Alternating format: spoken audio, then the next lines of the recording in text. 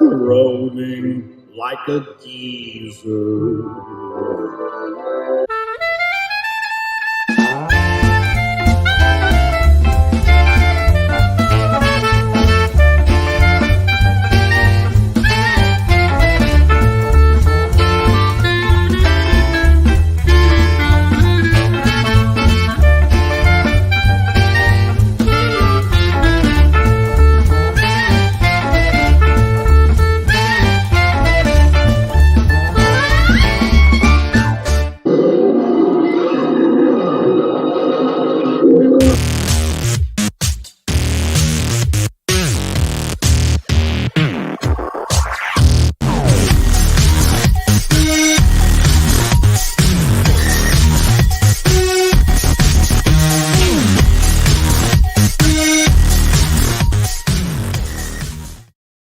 Don't you dig that funky beat? Hey, everybody, welcome to another episode of Graybeard's Studio. I am Aaron Lopresti. I am a graybeard, and there's other graybeards that join me on this show every week so we can do fun and exciting things on our drafting boards. Anyway, let's bring them in. Let's see what everybody's got to say and get this show on the road. Let's see here. Everybody, put your hands together and welcome Mr. Disco David Williams. Yeah. Yeah. What'd you think of that electronic backbeat, man? I loved it. Yeah. Hey, I should have brought in the light show with it. That would have. Right? You slipped. All right. Here's a guy who's older than most, but his experience leads him to tell us great tall tales of the industry. It is, of course, Gary Martin. There's Gary. This is not a competition unless you win. That's right, baby. Look what I got. Ooh. That was the manga destroyer. That's right. That was the day the manga died. I heard them. Well, now you're jealous. Well, speaking of the death of manga, let's bring in the guy who's still weeping over it, Kelsey Shannon. Oh man, drawing Spawn today. This is gonna be good. Spawn today. Oh man, and no way they're not gonna choose Spawn. This is gonna be.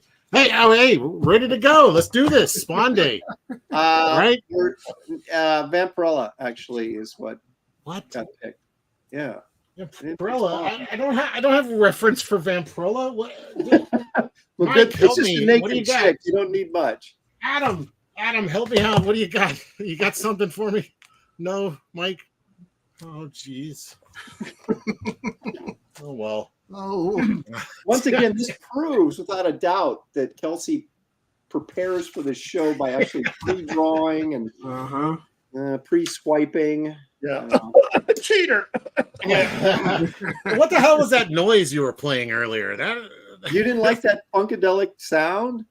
Oh, it's too young for me. Too young for this crowd.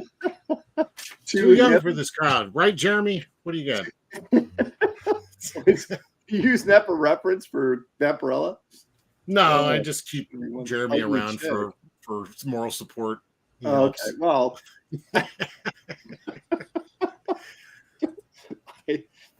I have no idea. Right, Jeremy? Yeah. There we go. Apparently. So you collect Jeremy Irons photos, apparently. No, not at all. No. Yeah. You don't have a folder of. Okay, there you go. I don't know what you're talking about. Oh, just my random reference, completely random. Yeah, it just happens to all be Jeremy Irons. You never know. Sometimes it just comes up that way. Let me take a.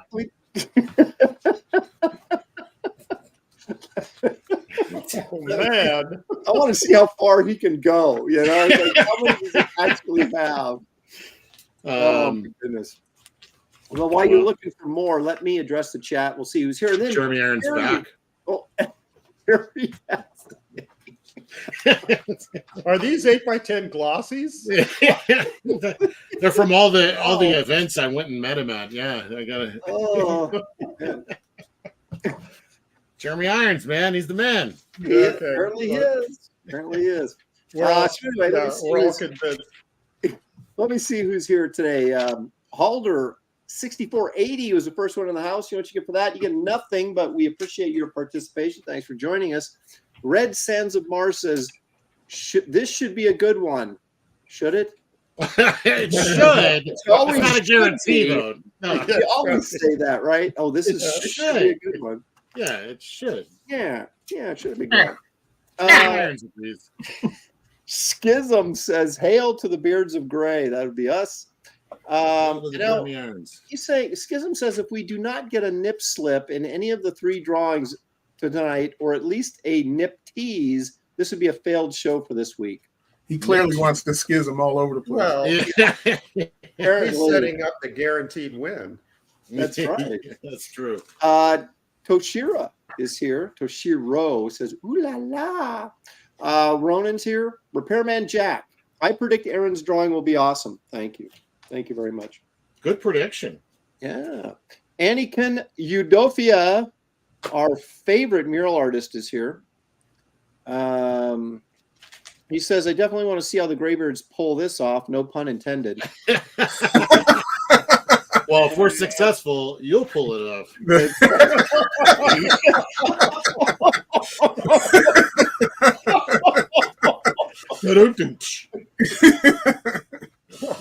Yeah, time to flip your Jeremy Irons photo again. Let's see. Skullnasher says everyone's going to lose because you can't improve upon perfection. Well, there's no losers on this show because it's not a competition. But Brian Norton, all the way from Japan, he's here. Neil Orr is here. Wiley Draws. He says less clothing. That's going to be pretty hard with Vampirella. Yeah, that's true. 40% Zed is here. He says, what's the other 60%? Yeah, I don't know. Exactly. He says, I only get to catch some of these live, and it's the second one in a row where the topic is naughty ladies. The stars are aligning. How about that? Lucky. Yeah. Randy Howell's here all the way from Canada. Frankly O0. Good day, everyone from Australia. Fritzy Schnitzel is here. Why would anyone want to redesign Vampirella? We'll talk to Kelsey about that in a minute. He's a monster. Who's this guy here, Kelsey? It's got to be Bibbly Bob. It's Bibbly Bob. There he is. Custom God Marcus Killigrew, the purveyor of all things pop culture knowledge. Hey, Marcus. Citizen Ronan, John, Death Metal Hero, Caleb Reynolds. Let's see. The Solitary Rain is here. Citizen Ronan, of course. James GSR, late as usual. Laugh out loud. Late? It was like the 30 seconds late. Yeah. My gosh, you guys. Dale A is late. Dale A says late too. Oh my gosh, look at this. Why are all you guys late? Yeah, why are you guys late? What's the problem? Anonymity. I misspelled my own name. Anonymity T2. Fragaboom's here. Hey, Dan. Thanks for joining us. See, Dan, we tried to get Dan on the show, but he says he's got too much stuff to do with his kids and school and everything. So let's see here. He's blowing us off. Yeah, basically. Gary and I are going to be on his show. Are you? Yeah. Are you going to sketch on his show? I don't know if I'm going to go back or not. I've lost 2 times in a row in the championship round. I don't know if I can go back again. Yep. Leg Kick's here because Leg Kick is almost always here. Lord Hinson Comic Skater is here. Says hail Lopez. Well, hail to you too. Let's see here. A lot of there's Caesar. Good to see. He doesn't have a knife in his back. Good to see her. Mm-hmm. Enrico Wellborn is here. Razmain Pityma is joining us. Sheldon Martin. I pity them all.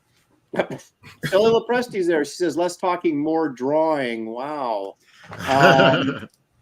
Bill Weist is here. Eric Boyd.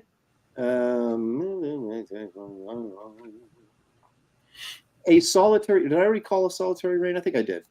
Jimmy Reyes Art is here. There's little Jimmy. Hey, Jimmy. Little Jimmy Reyes. Little Jimmy Reyes. Christina, you mentioned Christina? Did I miss Christina? There she is, Christina Lynn. Little Christina Lynn. Blacker 23 is here. Rags. Little What Whack. happened to him? Did you mention Rage of the Illusion? There he is. Did you mention Art of Roy? If you didn't, don't mention him. I don't like his comment. Oh, must be a good one. Yeah, right? I'm gonna go back and screen capture that one. Art of Roy is here. Razmi, Kino Reviews, and I think we got just about everybody. Pablo Romero Art just jumped in. Hey. You guys, please hit the like and subscribe if you have not. It helps. Hold on a second. I'm still addressing Art of Roy. Art, how do you know the carpet doesn't match the drapes? Oh my gosh. J-Bot Art, what are you? Probably gray if it's you. That's what he was playing. J-Bot Art is here. Okay, and You gotta let them know it's powdered sugar. Oh. Oh my god. Delving into David's private life. Yeah. It works on the dogs. Easy Monster says $20 confirmed. I'm not sure what he's bidding on, but Yeah, he's maybe bidding on- that. yeah. I guess what Kelsey's doing? Putting vampire teeth in him? Oh my god. Yeah, we're getting in the spirit of things. All right. Gary has a public service announcement he'd like to present to the chat here. So if you guys will pay close attention to Mr. Martin. I assume they always pay close attention. I just wanted to remind everybody about me reading comments. I mean, that's pretty much why I'm on the show, other than my staggering wit and drop dead good looks. Yes. I don't have to mention those because those are, anyway. What was that saying? The number one thing that I'm looking for in reading comments on the chat is that the comment is interesting. Well, clearly, I'm not going to read every comment. And obviously, I'm not going to read comments while you guys are talking amongst yourselves. But so the pressure isn't on me to read the interesting comments. The pressure is on you to write an interesting comment. See how he flipped that? See how he flipped that on you guys? So see, it's not my fault. Flipped it on your ass. Yeah, if I don't read your comment, it's not my fault. The other thing is sometimes I just miss your comment. That there's a lot of comments being fired out and they're scrolling so quickly is that I just miss it. And if that happens, sure, give me a heads up and I'll give it another shot. People are saying there's too much pressure now. Too much pressure to come up with good material. Exactly. Sometimes us graybeards are, we're talking about something and you guys there's a time delay on when you comment and when we're talking. And sometimes the subject has changed and we've moved on to another topic. So me reading an earlier comment sometimes is, the timing is awkward. We're old. That We're could be a very reason slow. why I don't read it, is because they're talking about something else. And it could be personal. It could be personal. Gary just doesn't like you. That's always a possibility. That could be true. Yeah, I just don't like you. If you really want your comment read, a guaranteed way, obviously, is a super chat. There you go. Aaron loves the super chats.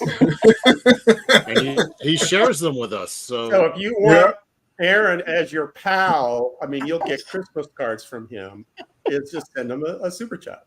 In the back room, he's snapping dollar bills at us and saying, "Look at all the love." So I just wanted to, get that out there. That those are my criteria for what I read and what I don't read.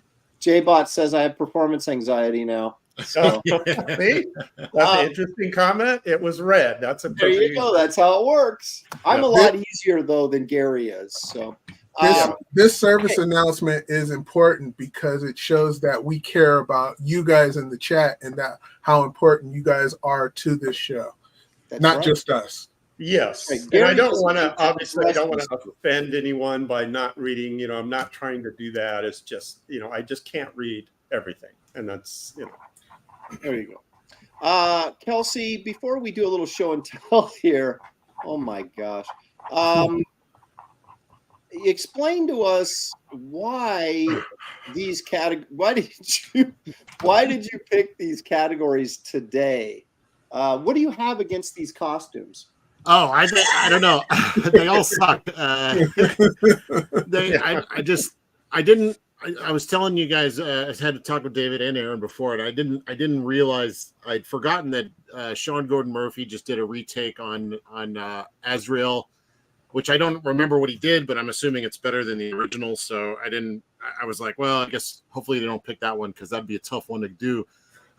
Spawn, nothing about his costume says anything about what he is. It's just a random. He's got pinstripes, for crying out loud. He looks like a gas tank of a Harley Davidson. I mean, he doesn't look like what he's supposed to look like. So I thought that would be fun to try to take a stab at. But I noticed some of the comments were they've been doing that a lot lately with Western Spawn and all kinds of other things. Not exactly what I had in mind, but again, I'm kind of glad they chose Vampirella because one, she's a hot chick, that's fun to draw, and two, her costume is so 60s and 70s, and although I like it, definitely could be an opportunity for a redesign to see what we could come up with. And I thought it was interesting that we all tackle the same character, so it's entirely up on our interpretation of the character and not necessarily how well we draw it.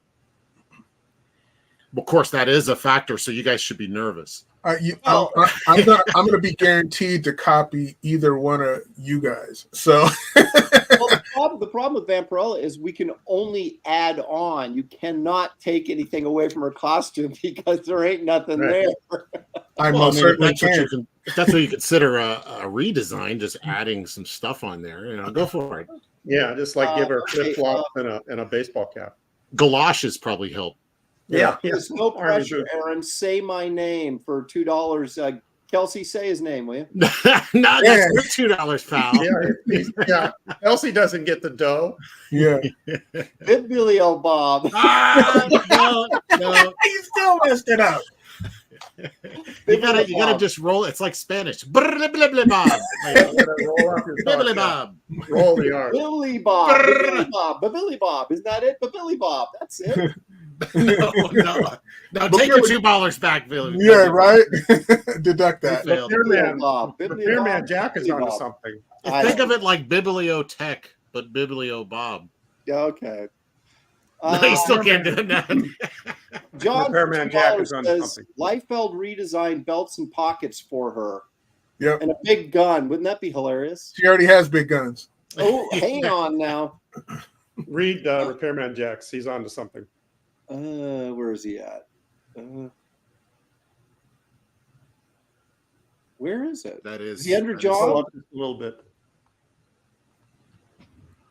Is he between the super chats? I'm not seeing. Oh, there he is. Repairman Jack says, to make up for not being interesting or usually put flames on my message. Hey, that's a good idea. Put flames on Vampirella. Yeah, anything shiny is going to get my attention. Kenneth Simpson says, isn't Vampirella an alien? It would be nice for something to indicate if that is the case. Yeah. Oh, I'll make a gray alien. How's that? Yeah, exactly. Draw a gray alien and her outfit. That's He didn't say redesign the costume. He just said redesign. Yeah. That's right. So, all right, let's take a moment here and do a little show and tell before we get started. And we'll start with David Williams since he's at the top. No, go to Gary first. Okay, so we go to Gary first. Gary Martin, what have you got for us? Oh, right here. I'll add it right now. Oh. Whoa. What the? Sheesh. Yeah, this is a John Severin recreation. From what? From like how? I think it's from one of his portfolio pieces. Yeah, it's one of the Cole portfolios. Okay. Can you zoom into the bricks over on the left top? How did you do that? Severin is a pen guy. and I'm a brush guy, so this was an exercise in trying to make it look like Severin with a different tool. Wow. You did that with a brush. Yeah, this is all brush, except for the straight edges on the swords, but everything else is brush. Somebody have this guy committed. Right? That's Well, Yeah, he I is wanted to do committed. one. I wanted to do one Severin recreation, and so I picked an ambitious one. Yeah, I mean, it says a lot about Severin too. Just looking at the shadow placement, like looking at toward the bottom where it's just hands and feet, it'd be really easy to confuse all that. But Oh yeah, it's totally accurate. yeah. It reads very clearly. Yeah, man, good job. Thank you. Very nice. And so this piece is going to be in my art book. It better be. Yeah, well, Cole was my favorite barbarian comic in the 70s, more so than Conan. Conan. Is that what this is? Is that Cole? Yeah, that was Cole. And here's another piece recreation. that. This Yeah. is Bruce Timm. Yeah. On his curvy take, and I just love his bold lines, and so this is clearly a brush exercise. Is that harder or easier to do those fat brush lines like that? Easier, Yeah. Okay. because I just do them in like one stroke. Yeah, I think he does it with a pen, so he's obviously doubling up on everything. But he draws small too, remember? Oh, okay. Yeah. So this is big. This is 16 by something, 12 by 16 or something like Yeah, that. he never draws that big. Does it feel unusual to go that heavy though? No. Well, yeah, it does, because when I'm looking at the original, I think, oh, that's too heavy. But then when I shrink it down, you see that it needs to be thicker. Mm. He should hire you to do all the recreations so he'll have like real art to sell Yeah. instead of that copier paper art. All right, David, are you ready? No, are they ready? All right, well, I'm bringing you up. So there it is. Bam! There it is. Nice. All right, tell us what you got here. All right, here's that Kevin cover I finally finished inking. These are all my movie roles. Yeah.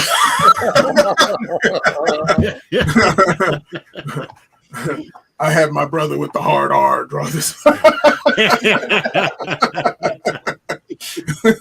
You mean your brother from another mother? Yeah. Oh my goodness. And so these are his characters back there, and here's him as a director, him as Ray's from Underworld. I forgot the name of these characters, but As a director, he looks like Arnold's buddy, the one that's in all those movies. Arnold Schwarzenegger's pal. You know what I'm talking about? That other bodybuilder guy that's in like every Arnold Schwarzenegger movie. Oh, Franco Columbo? Oh, what? Franco Columbo. No. Who are you talking about? I don't know his name. Audience will know what I'm talking about. Nobody knows what you're talking about. So this piece is going to Kevin because nobody in their right mind would buy this original. So I'm gifting it to him. And here's a commission that I had. $20 confirmed in the chat. There you No, go. I'm just kidding. A commission painting that I had to do. Sven Thorson, Comic Book and Cahoots, got it. Thank you. And there she is up close. Nice. Big Barda. What'd you do that with? Is that marker or paint? Everything. I used marker. I used watercolor. I used gouache. That's the way to do it. Pen. Yeah, whatever it takes. Mixed media. Yep. Now, I'm guessing that cape is not as flat as it looks, but Kelsey's just going, I'm not flat that way. Yeah. I'm loving it.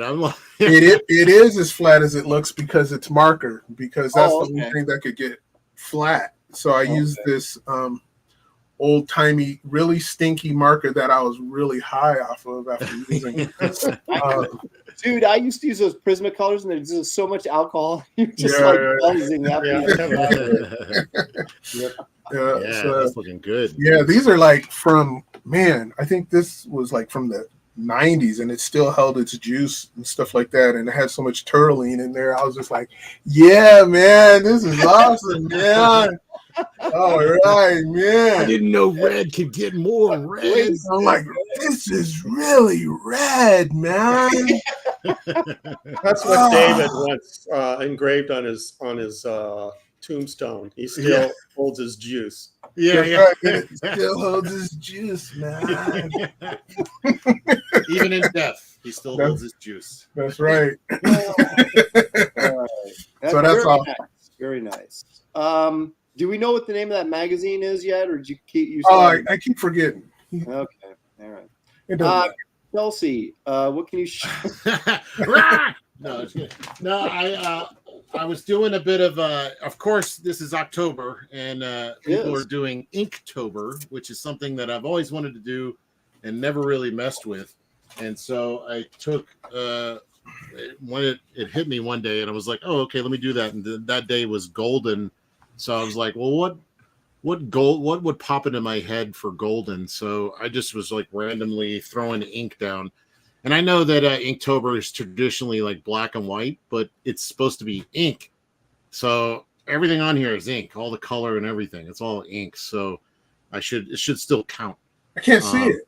You're a little blurry. You're pixelated. Oh, do I have this pixelated thing again? There you go. There you go. So yeah, I did it almost entirely with splatter. Go to her face. Incredibly creepy. Yeah, Something that I haven't done in a long time. that actually feels like a James Robinson thing. You mean Andrew Robinson? Andrew Robinson. Damn. Not say James, the writer. The writer, yeah. Yeah, Andrew Robinson. Sorry. So I did the next day. These are just like little half hour to an hour things at night. And I only did 3 of them. This one was drip, which I'm like, I don't know what to do with drip. So I was like, let me do the drippiest looking guy. Oh wow, that's nice. Yeah, still all ink. I used white and black ink, and it created this opaque gray, which was really great. It's blurry. Oh, let me stop moving. Yeah, stop moving.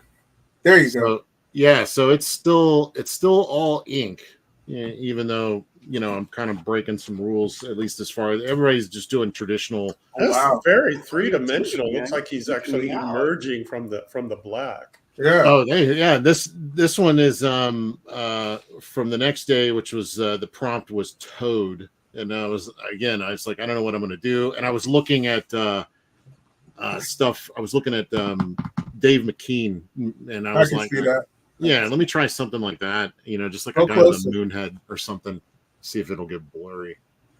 But yeah, it's just a lot of scribbles and white ink, and Dude, this is like some sort of bizarre fine art trip you're going on, man. Yeah, well, I mean, to me, that was the idea, is like to experiment. And so many of these guys, I've been hearing that they'll do all their stuff ahead of time so that they won't miss a day. And I'm like, isn't that kind of against the spirit of it all? Mm-hmm. Shouldn't you just be like hearing the prompt and then doing whatever kind of comes out based on that prompt? Yeah. And but anyway, I found some like really old pieces that I did back in like 1992 where I was using that splatter. Wow. So here's some like old stuff from like 1992. Wow. That I thought was kind of funny. This is actually on poster board. This is like not even real paper. This is poster board. It has some kind of Sam Keith type thing going on too. Yeah, dude, I was so into Sam Keith. So anyway, that's where I got the whole splatter thing. I was like, what is that? How is he doing that? Then somebody told me, use a toothbrush. I was like, oh. And then you went crazy. Oh, I was trying to find, I did a 5 or 6 page story with a character, and it's all splatter, and it's hilarious. I'm going to try to, I'm trying to find it. I'll drag it out for the next. The book is called Splatter. Yeah. Henry that was like, huh? Hang on a second. Henry Bemis says, Kelsey's drawings make me feel like I've been sniffing markers.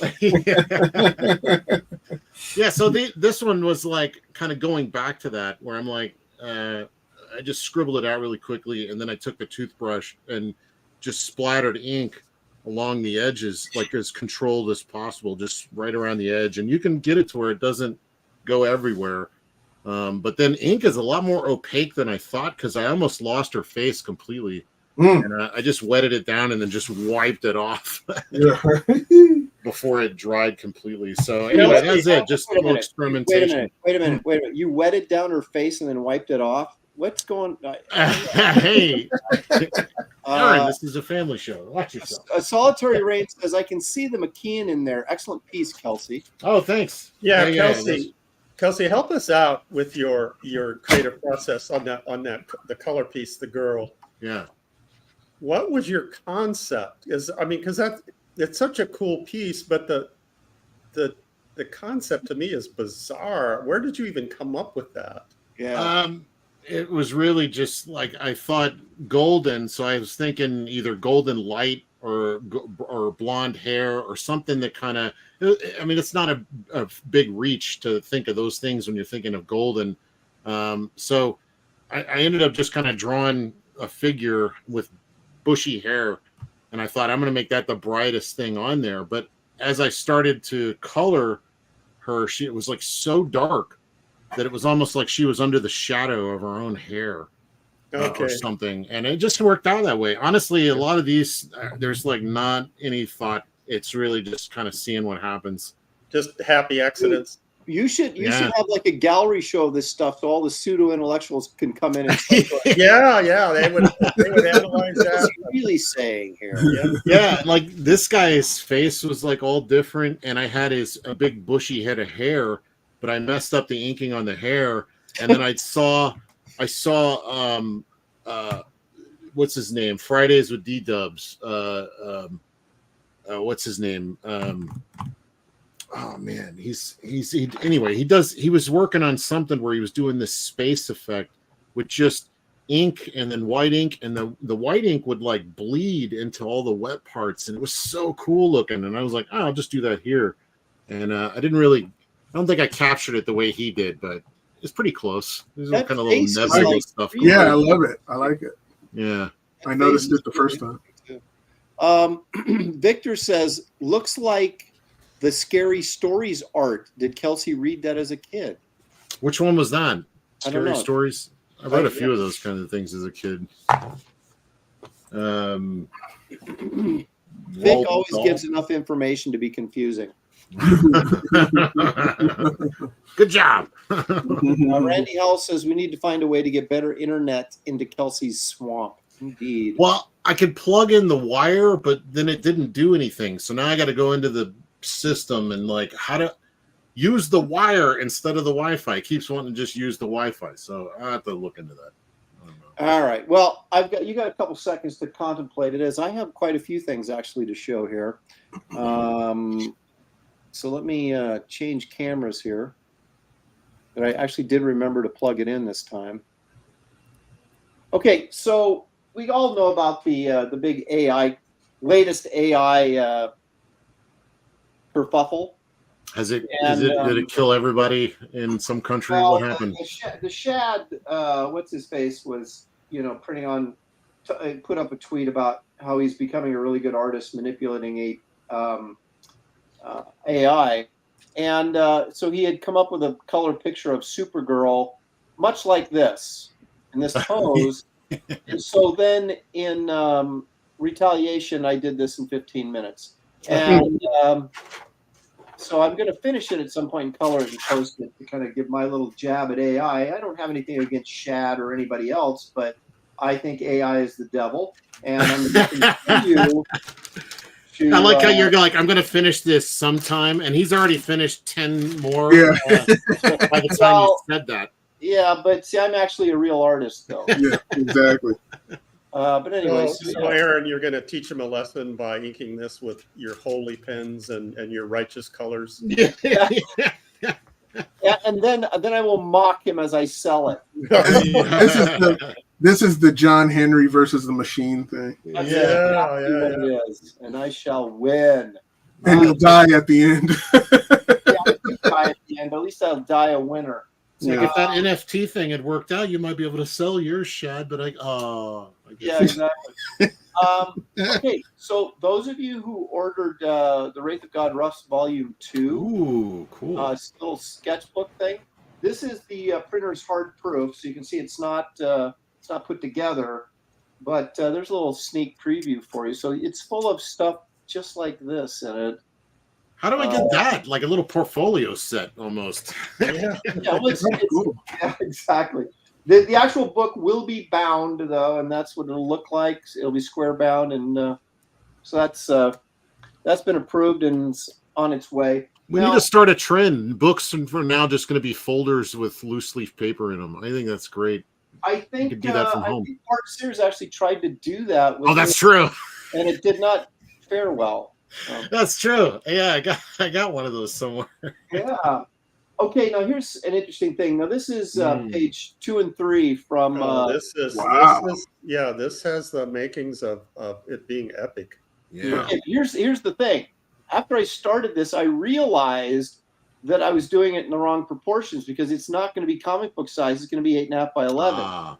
So now I show this only because there's going to be a tier on the campaign where you can get all the roughs and underdrawings and everything that I do for the entire book. So someone's going to be getting this along with a ton of others because I continually make mistakes and have to redraw stuff. So we'll get to the finished piece of this in a second. So your failure is the Whoa! Wow. Yeah. Okay. That's very Wait. When'd you do this? Just a couple days ago. Before you tell us you're not using this piece at all, let us enjoy it for a minute. Yeah.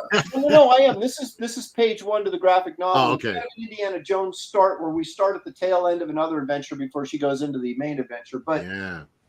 What I did was I did this splash, then I realized once again the proportions were wrong. So I had to add these flaps on the edge to get it to the right 8.5 by 11 proportions that the graphic novel is going to be. But anyway, so this is Schmagma, the lava man. What is this? What's his name again? Schmagma. Wait, is it Schmagma? I don't even go into the I know what that is. No, ruined it for Aaron. Yeah, Jimmy Reyes, get in line. It's Schmag. Jimmy Reyes, we all want to eat that.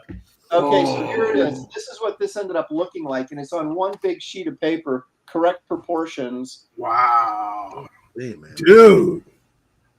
Okay, it's like you're putting Wraith of God to shame for some reason.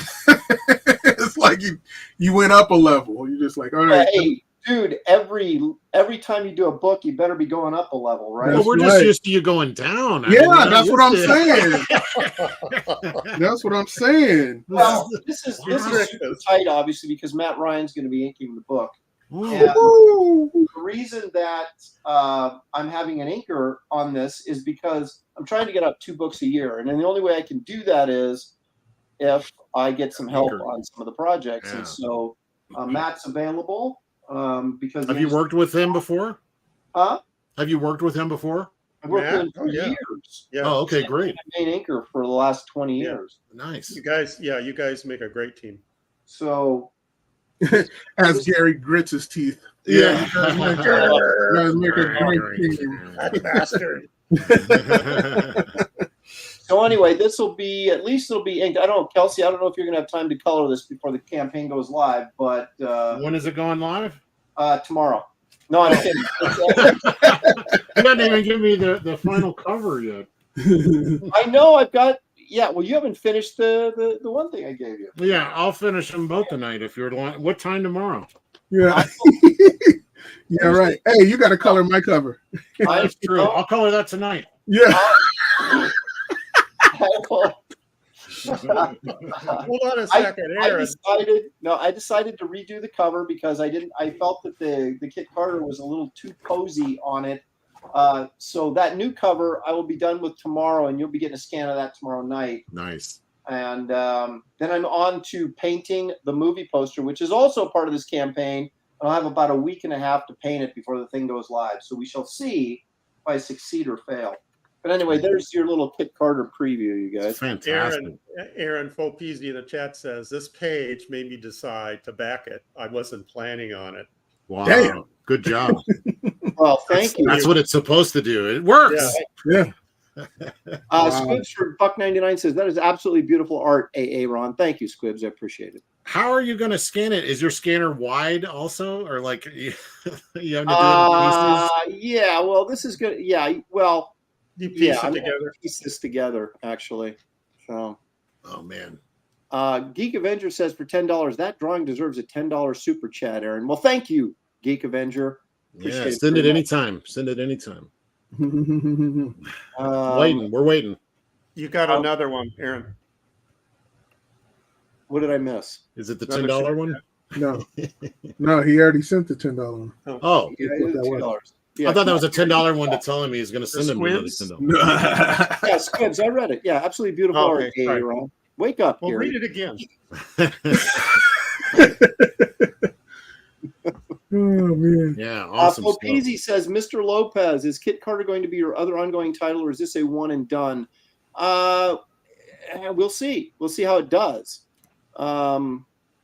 We shall see how it does. That will determine if I do more.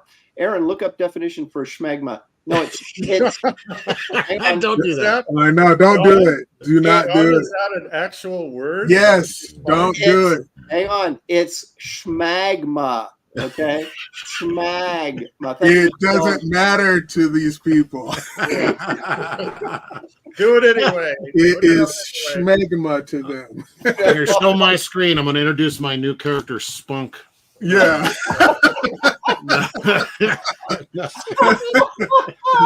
It's spelled different.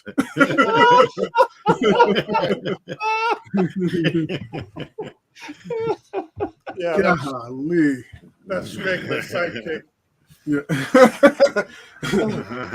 Smegma. Ooh, Solitary Rain, this is very nice. It's absolutely disgraceful that we live in an age where the mainstream comics industry just flat out refuses to elevate your art to the highest peaks of schmegma. Add that to everything. Schmagma. It's schmagma. Oh, Shelly must have looked it up. She says, that is horrible. Oh, no. Yeah. Oh my goodness, she did it. No. Her purity is gone. Oh my gosh. All right. Wow. Well, enough of this childish behavior. You're gonna change that name, I bet. No, I'm not. I already used it. There's a 15-page preview story Oh in Wraith no. of God 2, and he's in it, and Oh, no. a little bit in it, and his name is Schmagma. Oh my goodness. Yeah, enough of this childish behavior. Let's draw booby girls. Yeah, right. Yeah, let's get on to the adult stuff. Big old bitties. All right. I have no idea what I'm going to do. I got to get some paper. I can only hope that you guys also have no idea what you're going to do. No, Oh, I Kelsey, know what I'm doing. Kelsey, just put her in Spawn's costume. I already said I was doing that. Didn't I say that? No, I thought you said you were going to draw a bat bra. No, I didn't. I said I'm going to do an amalgam of Hmm. Vampirella and Spawn. I'm sorry, I did not hear that. I didn't mean to steal your. Is that a redesign? Does that count? Yeah, it's a redesign on both of them. All right. Let's see. I think I'm going to go with, let me see. Definitely going to have boobs. That's all my character's going to be, is just boobs. Yeah. This is one we should have got Boob Dan Flegel in here to do his routine. He would have rocked on this one. yeah. Aaron, Marcus is asking, what's the cover price for Kit Carter? 25. 64-page graphic novel, 8.5 by 11. You heard it here first. 25 cents. Like going back to the old days. Going way back. Yeah. I think you can never get a graphic novel for 25 cents. Even the Pulp magazine for more than that. That's how much they were when I bought my comics at 7-Eleven when I was. Yeah, that's where I got my comics too, from the local liquor store and the 7-Eleven. 7-Eleven. You couldn't get a giant size for 25 cents. Believe it or not, when they had a little magazine rack and they would have old comics that they would just keep stacking and stacking, I would get my oversized for that much because they just wanted to get rid of them. Oh. Well, I don't want to get rid of this. I want it to. There was a store I used to go to. It was the only one within walking distance. A little, it wasn't even a mainstream gas station, but they would they had comic books that they would just package up and sell for like $1, and you get like 6 of them. And I got like the first 6 issues of what's that one that Jose Garcia Lopez drew that was like Atari Force. I had Atari Force. Don't mention that. Is that a sore spot? Yeah, someone's gonna keep requesting us to do Atari Force. Didn't we do Atari Force? Yep. It was lame. Yep. We did do Atari Force. What did we do? Oh, I must not have been here. Thank God. Yeah, you weren't here, you son of a. I have no idea what I would have drawn. I would have drawn Mike Barron trying to write Atari Force. That would have been a good one. No, the Atari Force was a choice, and as I remember on the show, it was I was getting ready to put the video together and everything for the intro, and so Atari Force was in the lead. So I admitted that okay, yeah, I'm going to finally have to draw Atari Force, and I had the whole video set up and the big placard and everything, and then somebody came in late. And because it was really tight, and someone stole it at the end and changed. I can't remember what we ended up flipping to, but we didn't do Atari Force. And I was accused of being Joe Biden and cheating and changing election results. It was David Neil Orr says David rocking into the liquor store at age 12. It was probably younger than that, which was crazy. And John has suggestion 2023 redesigned. Make her Asian non-binary with a list. With a laugh. What do you guys remember the first comic book shop you've ever been into? Like, oh yeah. Well, Yeah. Are we talking like official comic? Yes. Yes. Yeah, like a real comic shop. That's this whole function. Yeah. Mine was the Golden Apple on Melrose. Oh. Was it really? Yeah. I've been in there. I used to go there when I was down in LA in film school. I used to go there all the time. Yeah. But that wasn't my first. Probably, Mike Richardson, the publisher of Dark Horse, he opened up. I don't know, Gary. Were you? You probably weren't here then. You're probably in. No, I didn't move here till early mid 80s. Yeah, so it was he opened up a couple of comic 90s, stores, early mid 90s. a couple of comic stores called Pegasus. Yeah. And Mike Richardson actually used to work behind the counter. It would crack me up. And so I was in high school, and that's the first actual comic shop I ever went into, because we used to go to old used bookstores, and that's where we'd get our old comics, our back issues from. Yeah, I didn't go into a comic book shop until I was like 19 or 20 in San Jose. Damn. Yeah, I mean I didn't even know they existed until then. Wow. I went to the first one I went to was in Carrollton, Texas, and it was called Kaboom Comics and Stuff. And it was owned by a guy named Bob Ludke that eventually sold his store and started his own comic company. And that was one of the first stories I ever drew that got printed was for that guy. So that was like years later. Okay. But I used to enter his art competition. Like one of the guys working at his store went on to make comics, and he would always be there drawing. So, and it was like a place where they encourage you to just come and hang out. Like they had video games you could play. There was art contests. There's T-shirts, pinball machines, just all kind. It was like a place to just kind of go and. Sounds like Neverland. Yeah, like Neverland Ranch. No. Guy's name was Michael. No, as long as you were young enough, you could get in. Jim Alaska, thanks for the heads up. That always makes me nervous to send artwork across the country, so I like to hear when it arrives. And Aaron, you have another super chat. that's your cue. Leg kick, yes. Have you heard from Sequential Treasures? Yeah, not like super recently, but recently. What? I mean, it's not for me to divulge any, private conversations we may have had. But yes, I have heard from them. Comics didn't. John for $2 says comics didn't actually exist until Gary was 19. Yeah.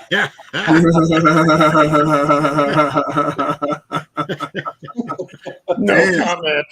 Damn. It's funny because it's true. Oh my gosh! All I have to do is draw this naked figure of a woman, and then just paint a little bit of costume on her, and I'm done. Chris Thacker, I also checked out Comics and Comics when I was in around that era. There was one in San Jose and I think in Palo Alto. I could be wrong.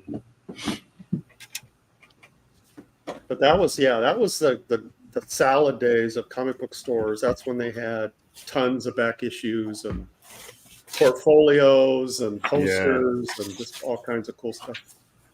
My main store ended up being this place called Cosmic Comics and Cards in Grand Prairie, Texas, and that was like an old 7-Eleven that they converted into a comic store. So, and it still had all the cooler cases where the drinks were, but that's where all the baseball cards and stuff were. Yeah. Yeah, and they had the same thing that you're talking about. They had I bought old Conan magazines, Punisher magazine, Epic Illustrated, Heavy Metal, all the old magazines. It was so cool. Yeah, great Chris, times. I used to go to Bob's Side Bottoms in San Jose. He was really well known for he'd been in for a long time. You got to write that name down. Yes, I bought him. He had a little tiny store, but every inch was packed with comic book stuff. And then around the corner was Comics and Comics. There was another place. All three of these are like the first ones I'd ever been to, and I went to them all within the same week or so. But there was another one. One of the first times I'd seen a Spider-Man comic was my math teacher, because our class was going apeshit, just losing their mind. And I looked over, and the teacher's just sitting behind his briefcase. So I was like, "What is he doing?" And I went over there to look, and as I rounded the edge of his briefcase, I could see the contents of it was just filled with Spider-Man comics, and he was back there reading Spider-Man while the class was going crazy, just not caring at all. And I immediately was like, "What is this? Where did you get this?" And all this stuff. And he told me about this store called Remember When, and it was great. It was more of a movie memorabilia place than it was a comic shop. So you'd go in there, and they had, back in the day, movies used to put out lobby cards for like premieres, and it would just be these 8x10 or whatever photographs from the movie or behind the scenes, and they had lobby cards from movies going back to Casablanca and things like that. You can get. They had every Drew Struzan movie poster you could possibly want. Everything. They had it was rows and rows of movie posters. You could just flip through them. It was crazy. Remember When? I don't know if they're still there, but man, that was a great place. They had anytime you wanted an old Starlog magazine, they would have that there. Yeah, it's Side Bottoms was like that. Yeah. Blackjack says that he worked at Mile High Comics in Southern California. Oh, nice. Yeah, that was Gary's long before you were born. Cheap joke. Mile High Comics, of course, they were the guys that originally discovered the Mile High collection. That's why they became Mile High Comics, because they were famous for discovering the Mile High collection. Oh, enjoying the Mile High Club. That's worth it. There's a cheap joke. Gary's old.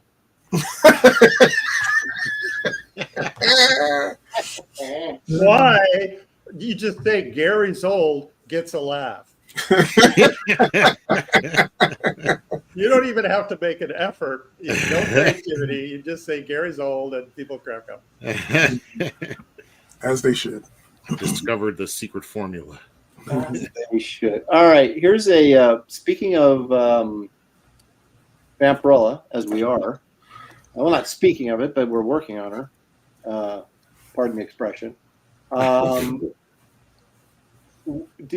Here's the question. Okay, now this is the. Let me bring this up here. Look at you guys got me searching for stuff on the internet without even tricking me into doing it. I'm just willfully doing it now. Perfect. That's because I'm so confident today that really you could draw a naked woman. I'm kind of being a little bit of the hare here in the tortoise and the hare race, but we shall see. Now, this is the wall poster you used to be able to order out of Warren Magazine. Yep. Oh yeah, it's like the I best. thought forever that this was Jose Gonzalez, and it's not. It's not. He did one after this, a remake of this, but the original, I believe, was San Julian. San Julian, you're right. The one that what's his name did had a like a pedestal sitting next to her, right? Like a water base from like a church. Yeah. I think that is correct. But I always thought this was Jose Gonzalez, and it's not. Yeah, San Julian, man. People sleep on him. San Julian gave my wife an original for being a translator at one of his shows up at San Jose. Oh wow! Yeah, really cool. Now you see this pencil drawing here that's on the what do you call the title card or whatever in the background here of the show. That's Jose Gonzalez. Yeah. He was amazing. Back to regular business. The microphone is now working. Yeah. I had a hippie friend when I was in college. I used to work at a delicatessen with him and visited him one time, and he had this Vampirella poster, door-sized poster in his room, and he didn't even know who the character was. He didn't read comics. It didn't matter. Yeah. It didn't matter. That's how, powerful that image was. People just were drawn to it. It's like the Scarface poster, It's just the meaning of it at that point. You didn't even have to watch the movie. Everybody, all the college guys had those in their. Yep. That one, and MC Escher. Yep. Yeah, exactly. The Escher stuff with the guy holding the ball or whatever. The glass, ball with the reflection and everything. And here's a little more Jose Gonzalez. I had an original Gonzalez page of Vampirella that I had to sell during the lean years of the 90s. And then I'm very still. That looks like a photograph. Well, he photo referenced some of this stuff. Not his panel stuff, except every once in a while I have this like really elaborate pencil drawing, like a close up or something. But his pen and ink stuff in the storytelling was generally just out of his head. But when he could you blow that up? I'm seeing some interesting textures. I'll bet you are. But see, it looks like random lines to build up his grays. Yeah, I think this is a bad scan because I think there's like softer transitions from his grays to his darker in the actual piece. Because I think this is just a sucky. Okay, so I'm not impressed. No, you should be, because the original is remarkable. And let me see if I can find another one here. Is that the actual one you owned? No. I had a page from I can't even remember what story it was, but. Now this isn't. This is got to be. F in the chat says there's a lot of nice work on Vampirella's knees. Yeah, that's true. Women's knees aren't easy. No, and they're actually can be really, if you do them right, they really help make the legs look nice. Yeah. Now this is San Julian here, isn't it? Oh, check out those knees. Oh my goodness.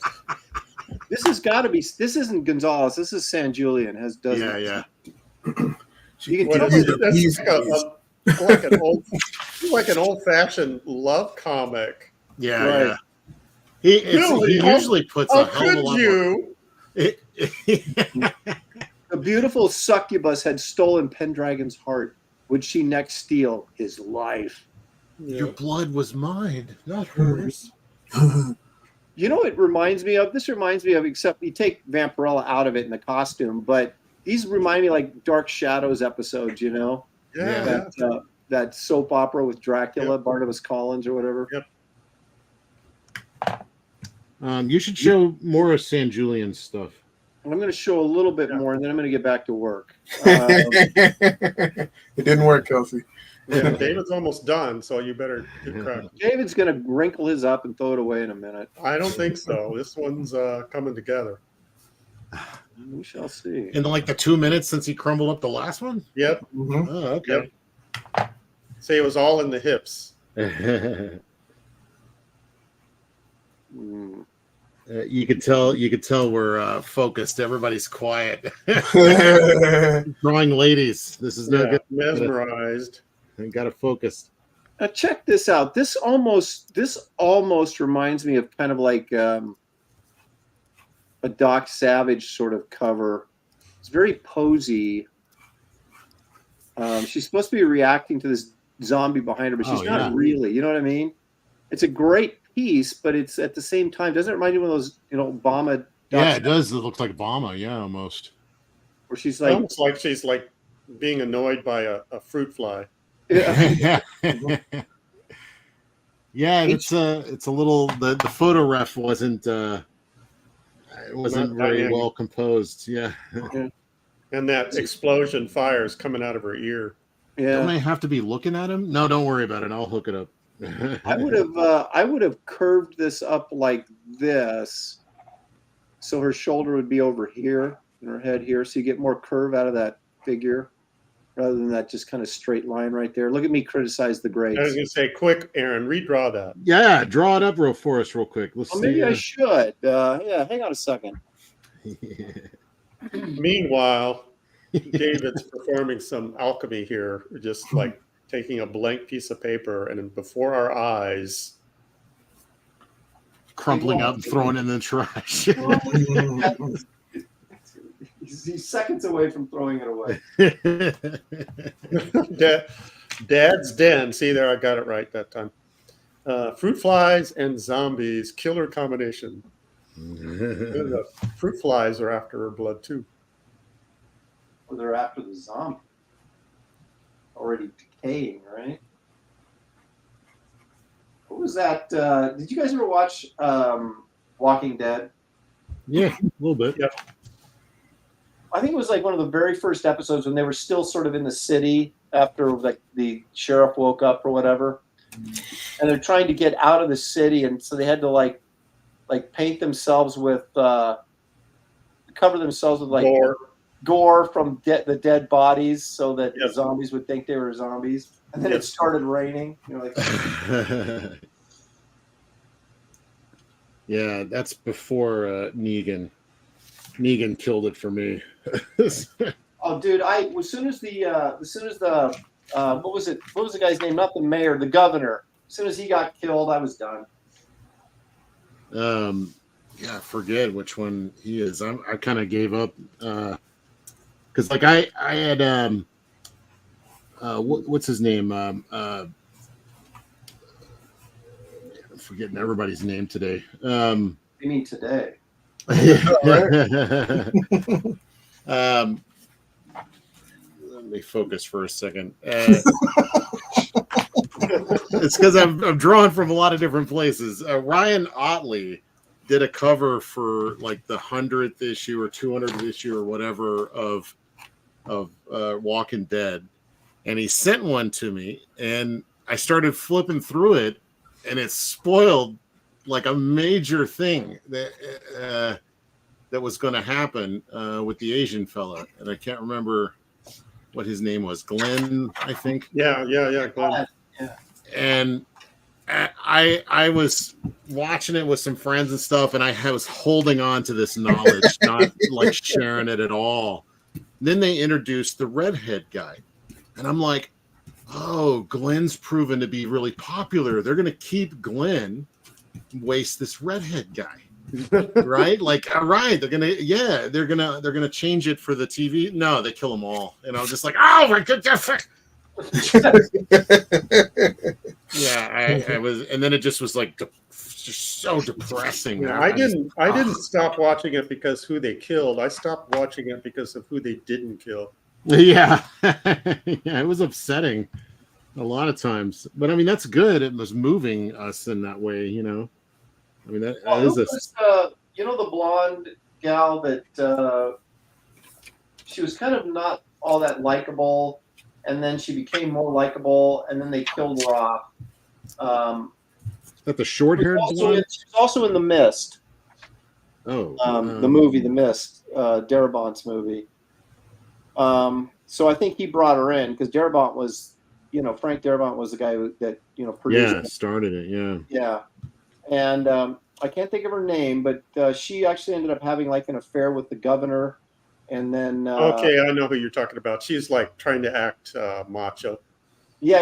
And she ended up getting locked in a room with that guy that turned into a zombie, and she was tied up in a chair or something, and he was dead, and he started coming back to life, and it was like she was a race against time so she could get untied before he, you know, ate her. Yeah, I remember that. I ran into her in the elevator at a Boston show, and you know, I said to her, I usually don't talk to celebs because I don't want to annoy them, but I said Just to her, had to. I said, "Are you single?" No, I didn't say it. I said,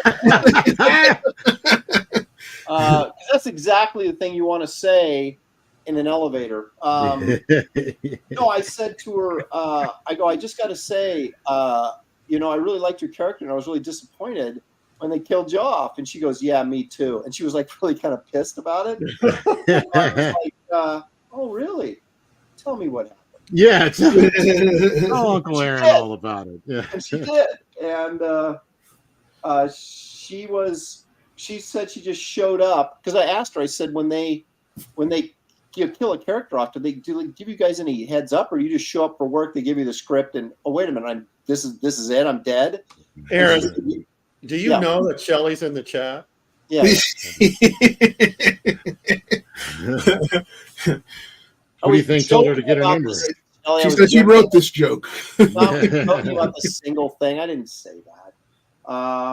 That was for TV. That's what he said in his head. No, so I asked her about it, and she said that she walked in, she got the script, and found out she was dead, and she was really pissed because I guess promises were made, gifts exchanged, and she wasn't expecting to get killed off. And they said they kept her on to I guess you kill off a regular character, you probably feel bad, right? You're like, oh, by the way, you don't have a job anymore, but we really like you.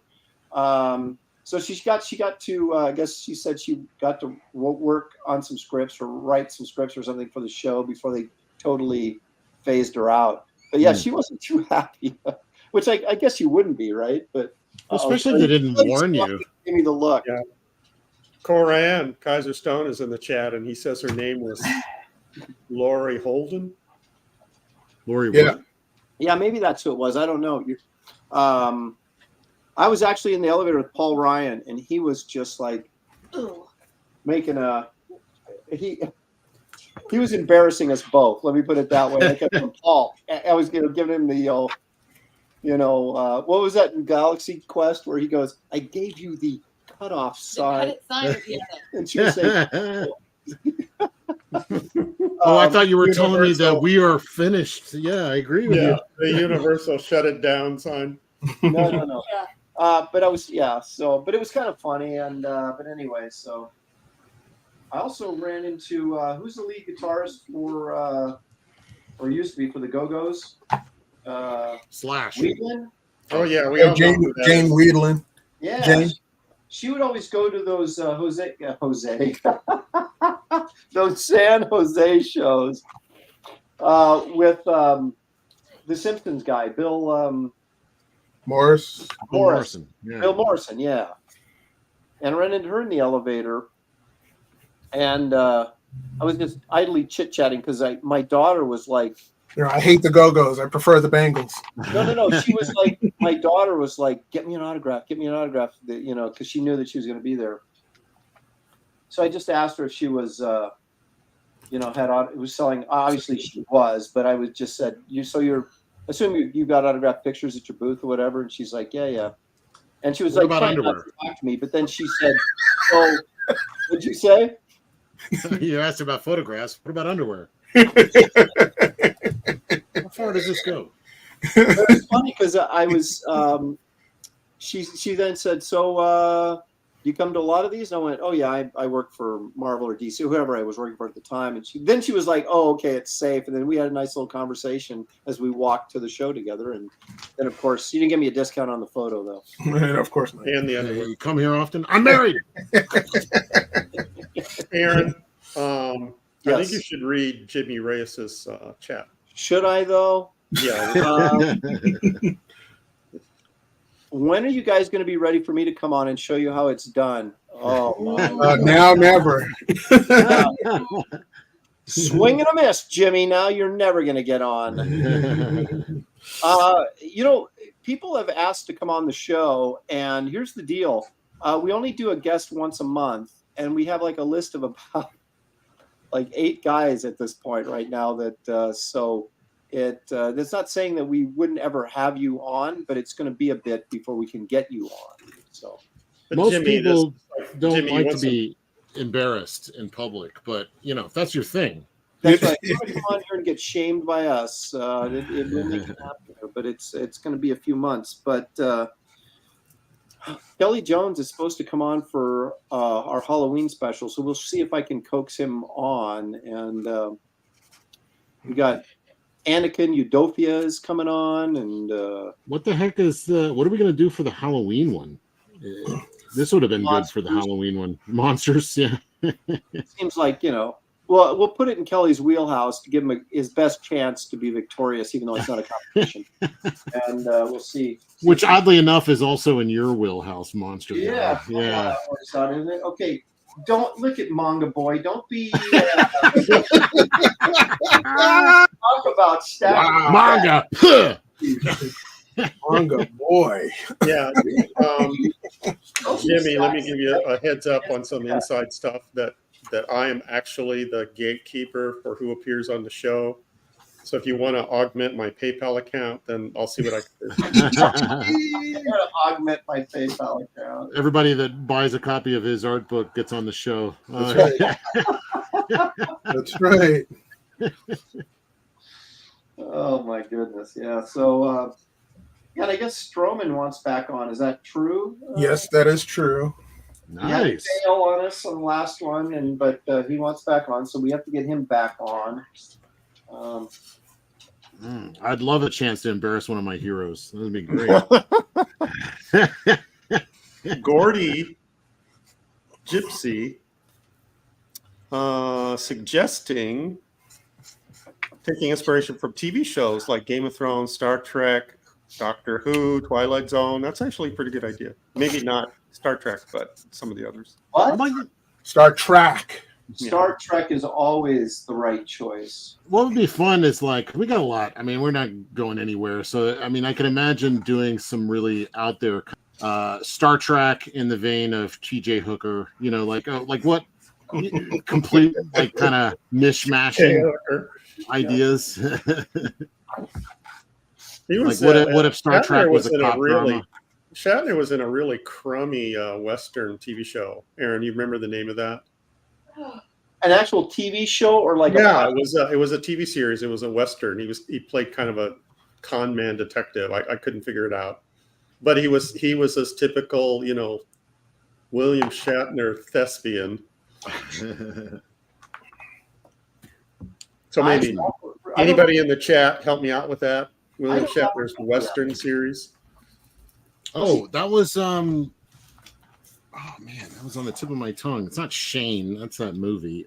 It's Shame on you, Shame. it's got like a name, like a one character name, oh man, I could be wrong.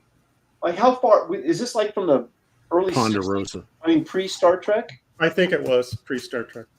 Oh my gosh, I saw and I brought this up before. I saw the Alexander the Great pilot that they did. That show never got picked up.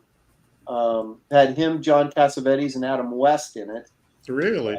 Yeah, where did we see that? Did Ethan put that on his show? I feel like I've seen that somewhere on one of these live streams. Yeah, we talked about it. I might have shown a clip from it or something. Yeah, that was pretty fun. Yeah. Yeah. Yeah, it's true. Yeah, see if you can find it for us. Oh, Search for H is for Heretic hit a home run. Barbary Coast. Oh, Okay, that was it, huh? Yeah, thanks. I was right on the Barbary money with Coast. that. You were so close. I mean, just Shane, Barbary Coast, sounds so close. it wasn't Barbary Coast. Was it like that would have been Pirates, right? Yeah. Yeah. Yeah. Yeah, but it was awful. I mean, enough said. It was So like really. one season didn't get renewed. Kind of. I don't know. I mean, I only watched parts of a couple of episodes just to see, see Kirk in action, and it was unwatchable. Man, I am trying desperately to come up with a better concept than. I mean, you want to improve her costume, right? You don't want to make it worse. Oh, but I I thought It it looks was like just- you're doing the San Julian legs there. I mean, the legs in that poster are a mile long, and that's what it looks like you're doing here. well, I thought it was just draw a naked woman and paint an outfit on. well, that's what I did. I drew the naked woman. I'm like, well, what do I put on her that, is going to improve from the original? Oh, it's supposed to be easy. This is supposed to be a cakewalk, Aaron. Don't make it hard on yourself. I know there's going to be a lot of red in it. So I meant don't make it hard on me. Just crap it out. Just crap it out and paint it red. It's a Kelsey method. Yeah, I'm about to hit that right now.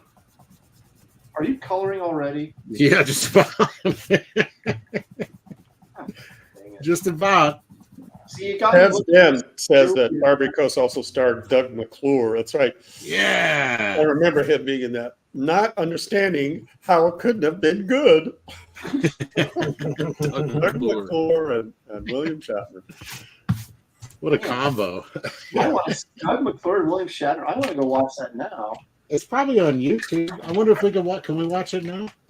It's on some late night, Me TV or something like that.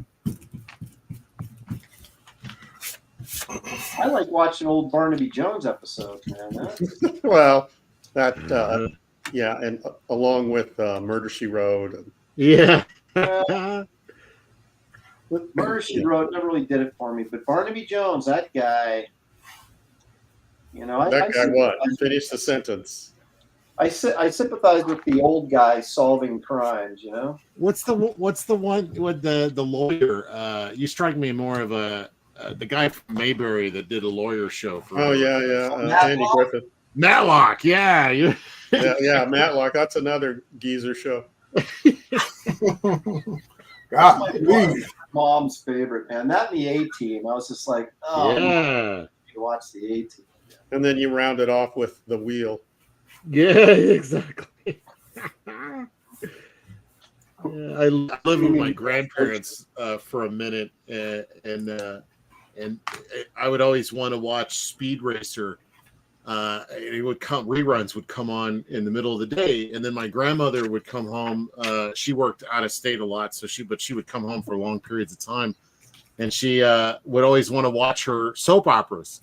So I couldn't watch my Speed Racer. So then she went back out of town. I'm like, all right, Speed Racer time. And then the Oliver North trial started, and that ran for months. And I didn't get to watch Speed Racer. I was just in hell. It was all freaking Oliver North. I'll never forgive him making me miss my Speed Racer. Poor old Ollie. Good one for the team. Yeah, I didn't even know what it's about. I still don't. I just know that he took away my Speed Racer time. That's that guy. That's funny. All right. We're getting into some coloring. I've been learning a thing or two about markers. Oh, really? That I'm they're faster than paints. No, they're not exactly the color that they say they are. You got to be careful about that Chinese red. Well, I've noticed that I can't remember which one it is, but one of these pinks or oranges is actually a really great base red, and I can never remember which one it is. So now I got to do a little testing. Maybe it's one of these flesh tones. And I've been using the gray too. I like the gray a lot. Oh, the grays are awesome, man. That's what I Yeah, use. because you got warm grays, cool grays. I'm actually really enjoying that. And then you add like the pencil shading on that. Yeah, it looks great. I've never used the color markers because the color is too vibrant. And I prefer more of a pastel approach usually. And I like to build up slowly. But I do use the grays like crazy. Oh, there we go. As Dan says, they don't taste as good as they look. No, they don't. They do not. I can confirm. I remember those markers back in the day that used to smell like fruit. Oh, yeah. I wanted to eat those so bad. Yeah. That's right. They smell. They didn't even smell like real fruit. They just smelled. Yeah, it was. They smelled like the color they were. Yes, yeah, like cotton. The blue was cotton candy. Yeah, great art supplies for kids.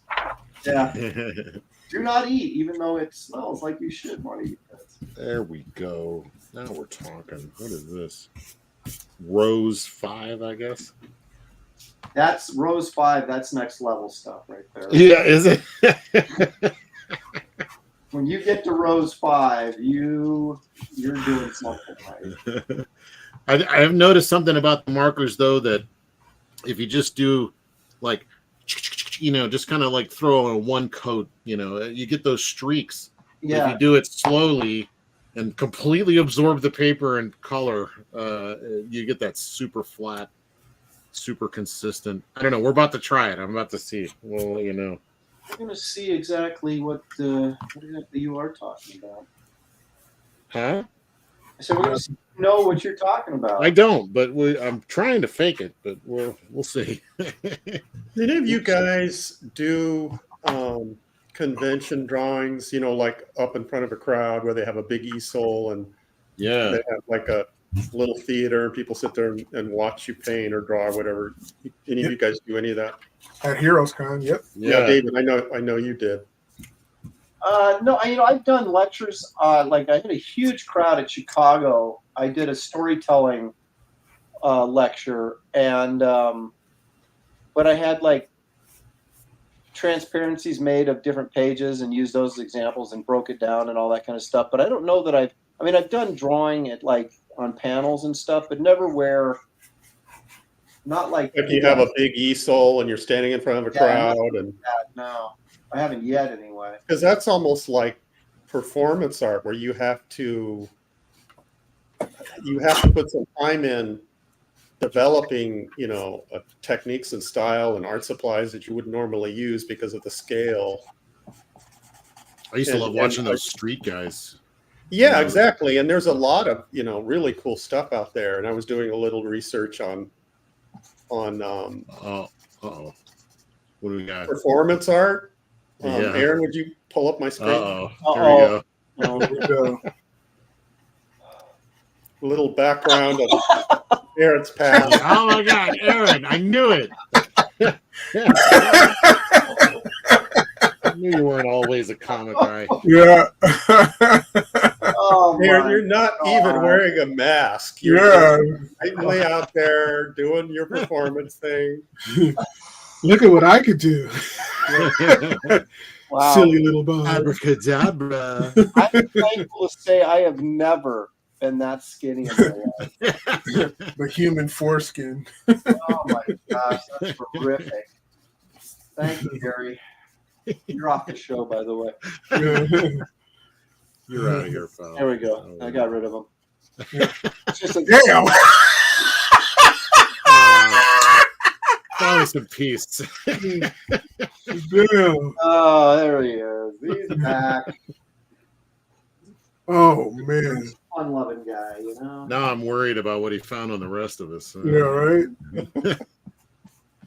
just picking on me, you know. I didn't No. didn't always draw comics. Do not trust G Money.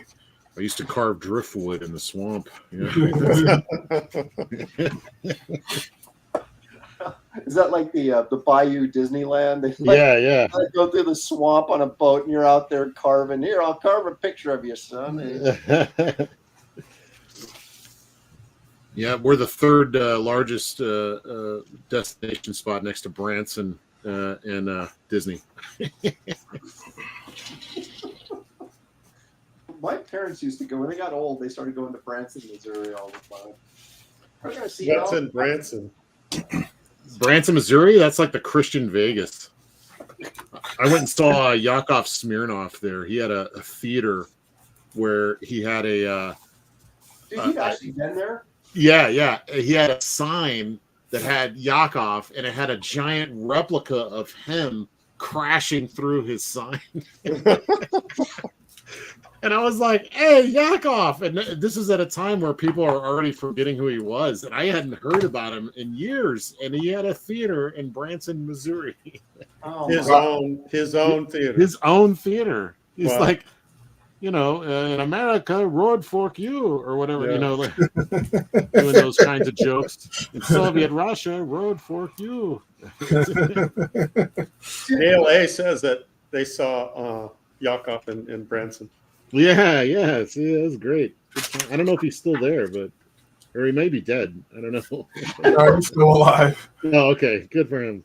he might be dead, but Well, I mean, I saw him the last time I saw him up to that point was in 2010. That movie 2010.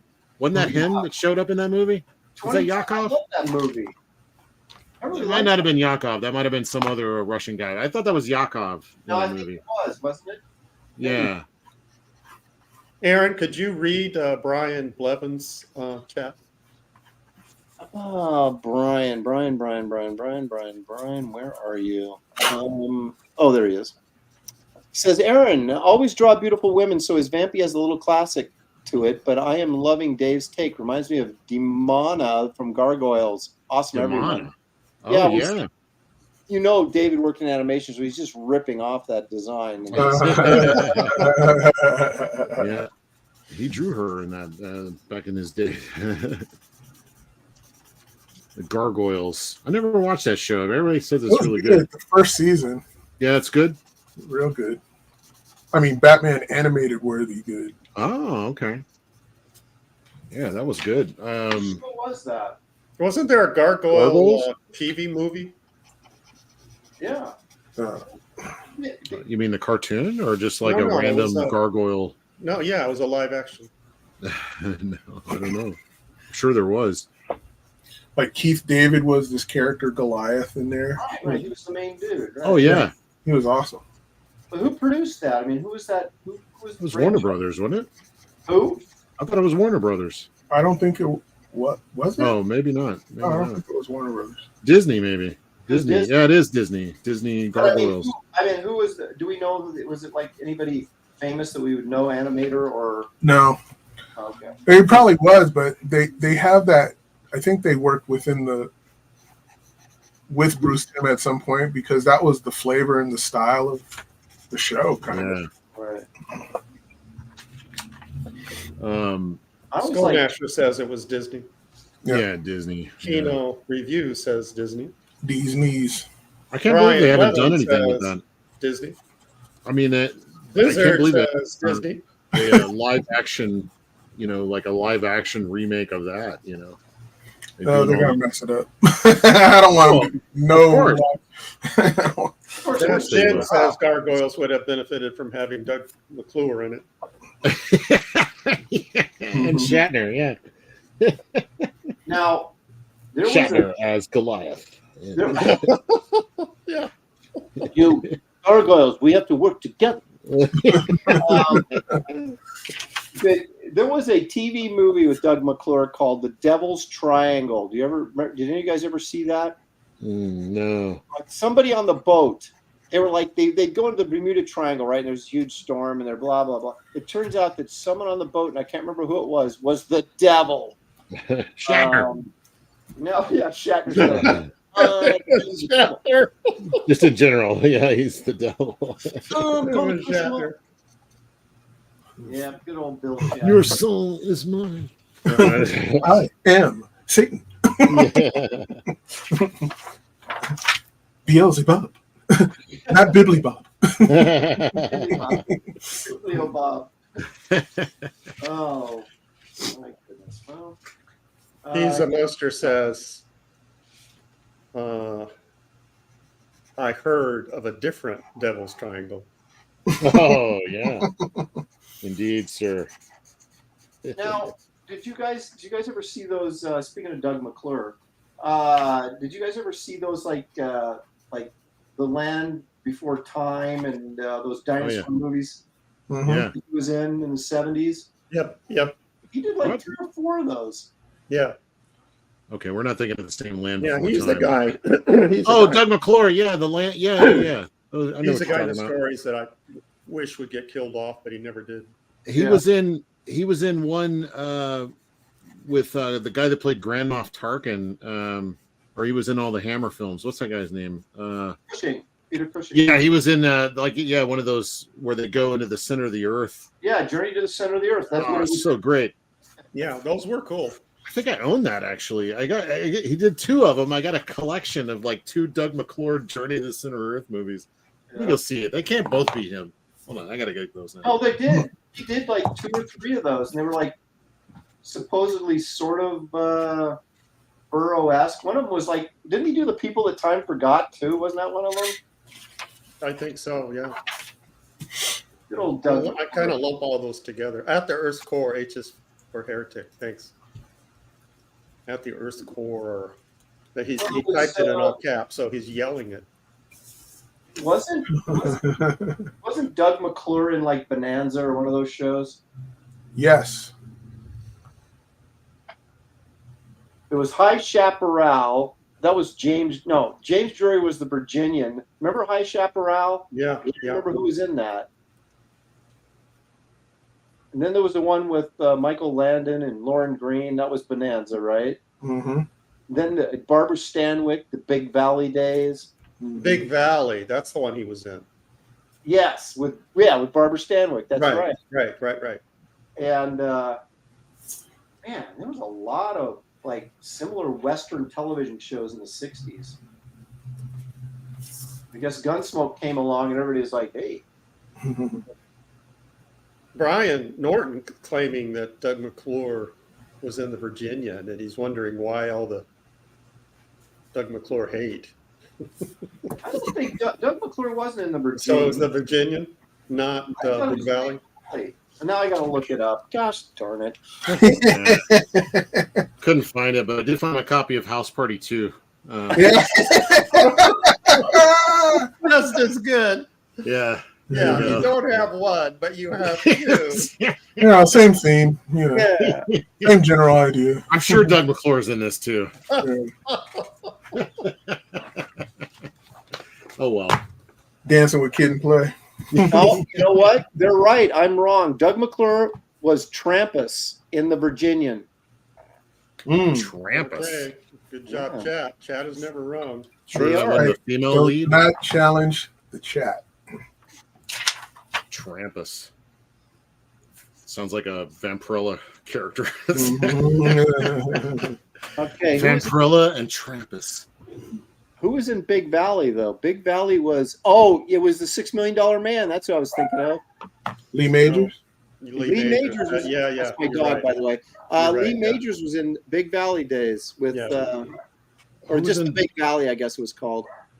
Oh, And who's in Big Country? here we go. Here's the. Hold on a second. Backing up a little bit. Razmain says Doug McClure was the original pick for Kid's dad. Kid's dad. Yeah. Just in any movie, kid's House dad. Party. Oh yeah. Oh, okay. I thought you meant. No, House I Party. thought you meant just a casting in general. No. You know, kid's Okay, dad. here we Number go. 2. Here we go. Big Valley had Barbara Stanwyck, of course, but then her eldest son was Richard Long, of course, from Lost in Space. Oh. And the younger son was Peter Breck. I have no idea who that is. And then Heath Barkley was Lee Majors. Yeah. We made So, Audra chat, Barkley- mission oh, accomplished. Linda Evans. Aaron's not drawing. He's reading the credits to the Big Valley. Linda Evans was Audra Barkley. Yep. My gosh, that show was full of Yeah. future TV stars. Yeah, Linda Evans was the only reason why I ever tuned in. Yeah, she was a babe, even when an old lady babe. When she was like in what was it? What was that late night soap opera she was in? With the one that took place in Denver, and they were like all like it was like supposed to be like Dallas, but it was like a spin-off of Dallas. Denver. Yeah, I guess Denver. yeah, that's why nobody ever heard of it. No, Dynasty. There it is. Dynasty. Dynasty. It's coming in strong. There you go. Yeah, my favorite Linda Evans role was when she was in Tom Horn with Steve McQueen. What's it called? Tom Horn. That was a Western, wasn't it? Yeah, the Western. Now, see, John Derek. Is it John Derek? I don't know. Is it? Well, yeah, Yeah. tell us the story first. John Derek, he was married to Ursula Andress, Linda Evans, and then Bo Derek. Damn. I know. He got around, Sheesh. and he's got nude photos of all of them. I'm Yeah. sure. You got quality draws from back in the day. Remember, John Derek was Joshua in the Ten Commandments. Oh, yeah, yeah. Oh, Yep. I forgot. And then he became a director, and he directed Bo Derek in Tarzan. Yeah, he did. He directed that. He directed Bolero and or Yeah, 10 Bobo. or whatever, all those horn dog movies with Bo Yeah, Derek. his wife, yeah, he's yeah. He likes seeing other guys with his wife, which was great. Yeah. What's her Don't real get me- name? I don't always get me know her as started Bo on- Derek, but what's her like real name? Bo Diddley. I mean, like, I don't think I've ever thought about that, but that's her Like her husband's real name. last name before she. Yeah, I was thinking she's the only one that took his name. Was that her strategy to stay on? Maybe. Yeah, they didn't get divorced. He died, so he stuck with her. Oh. Okay, well, that works, I guess. She lucked out. Yeah. She got to keep the name. Got all Yeah, that ladies in the chat, take note. Yeah. Just survive the old man. That's all. You'll have it all. Okay. All right. Here's the thing. Should Vampirella have been in a black outfit? I mean, now we obviously you're used to her being in a red. But Hold on, hold time out, Aaron. So you're actually asking advice on redesigning the costume? I know. Out loud? Isn't that the whole premise? Hey, I'm thinking out loud. Take a break, will you? I thought you just painted some skimpy thing on her, right? Just make it easy. What color? And I don't have a good red. If I use Chinese red, everybody will be, or Chinese orange, everybody will be all over me. So. Yeah, we will. Use green. Remember Power Green? Oh yeah, that's the new power color. Nothing says Vampirella like green. That's it. It's, I think Kelsey, wait a minute, Kelsey. Didn't you declare green as your new power color like last Yeah, week? that was yeah, I'm still gonna have green on here. Don't worry. Okay, the Gourd Ox pub says Bo Derek was born Mary Kathleen Collins. Oh, nobody's gonna remember that name. well, Mary Kathleen Collins. I mean, it's not a bad name. It's not like some of these other ones. Like It sounds like a romance novelist. You like know? Edith Gum or whatever. Who was that? Oh yeah, What was Marilyn Monroe's name? It was terrible, wasn't it? something like that, like Edith Gum. Oh, Norma Jean Baker. That's Oh, that's a much better name than Jane Gum or whatever. What did you say? Some famous movie star's last name was Gum. I can't remember who it was. It was like Jane Gum, Private Eye. Esther Gum or Edith Gum. It was Judy Garland. There it is. Yeah. Oh, okay. Gum was Judy Garland. Was her first name Chewing? What was it? Chewing. Chewing Gum. Edith Gunt. Who said that? Oh no! No. That's the name of Aaron's new rock creature. Now we're back to that. Yeah, right. Aaron's writing that down. Man. Edith Schmegma. Edith Schmegma. Oh my goodness. Archibald Leach, of course, that's Cary Grant. Oh, here's a good one. Consider 00 says Mo Lester. Oh yeah. Good old Mo. Oh my gosh. Yeah. Good showbiz name. Yeah, Mo was such a good little boy. Oh. Eric Boyd, of course, says Aaron started it. Remember that. Oh my gosh. I'm a completely innocent victim as usual. As usual. Yeah.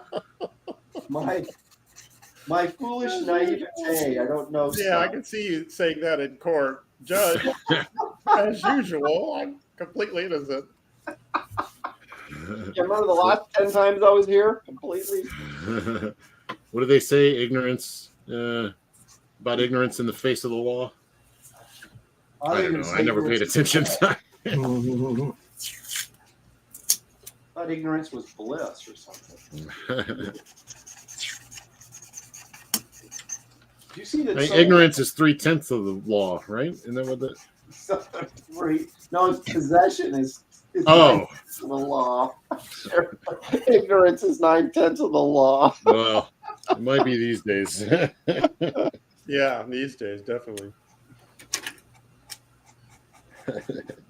All right, we've got 5 minutes to go. What? Are you serious? No, we almost have an hour left. You haven't even picked out a color yet. I know I'm done drawing. I got to figure out if I go black, I'll never go back. So I don't want to do that. Oh my gosh.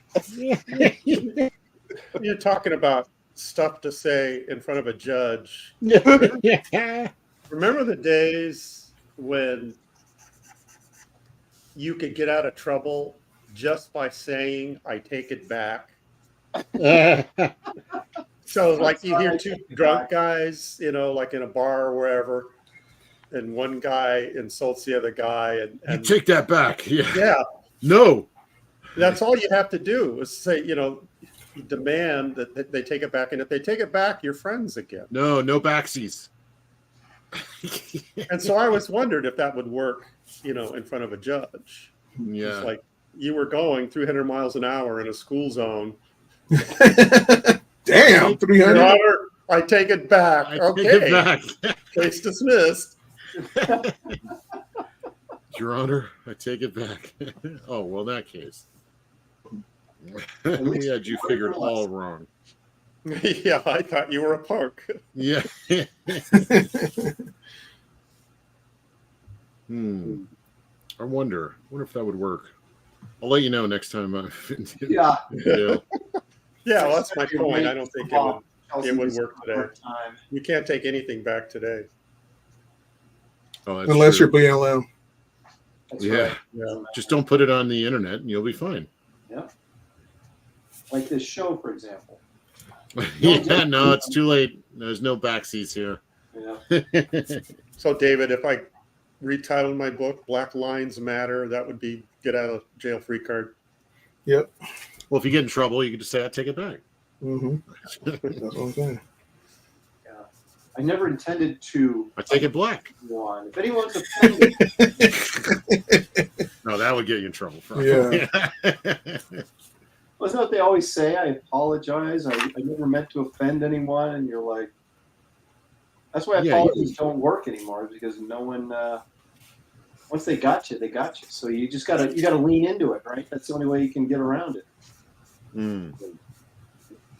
Yasmin has a point in saying that sentencing judges used to take contrition into consideration. Now it's, I'm sorry. Yeah, sure you are. Yeah, it's true. What's your political affiliation? Go to jail. I didn't mean it. So I'm trying to do her hair the same, and maybe that's not a good idea. I mean, Kelsey, you totally went Wonder Woman on yours. I did. Yeah, you got that big old Wonder Woman hair flowing in the wind. Oh, That's the blow dryer effect. Yeah. What kind of hair does she got? I was gonna do the straight vampire chick kind of hair, but she's got that sort of it kind of parts in the middle and it's got that little, she's got bangs, but they're to the side. This is your take. Quit. Yeah, You're making yourself a slave to some idea. You're right. Yeah, give her like a Minnie Mouse afro. Should I give her a widow's peak? Aaron, just draw what comes out. Yeah, do a widow's peak, sideburns. Yeah. Mustache. Mutton chops. Oh, mustache. She needs a little twirly mustache to look evil. Yeah. Yeah. Give that a shot. Yeah. See? Yeah. A Salvador Dali mustache. Aaron, go look that up. Actually, I know that without looking it up. My daughter's a huge Salvador Dali fan. You guys see that little Disney short he made? Fritzy Schnitzel suggesting to give Vampirella a man's short haircut and pantsuit and have her run for president. Oh, come on, David. Oh, brother, I forgot. That's Sandra's, right? Yeah. That is awesome. What is that? What mask? It's a Salvador Dali mask. Oh. Seriously, did you guys see the Disney thing he did? I think it was black and white. Yeah, it was very odd. Yeah, very odd. Yeah, you feel disturbed even to this day. Was it a TV special or something? I feel like I remember seeing him on something, but I don't remember what it was for. It was like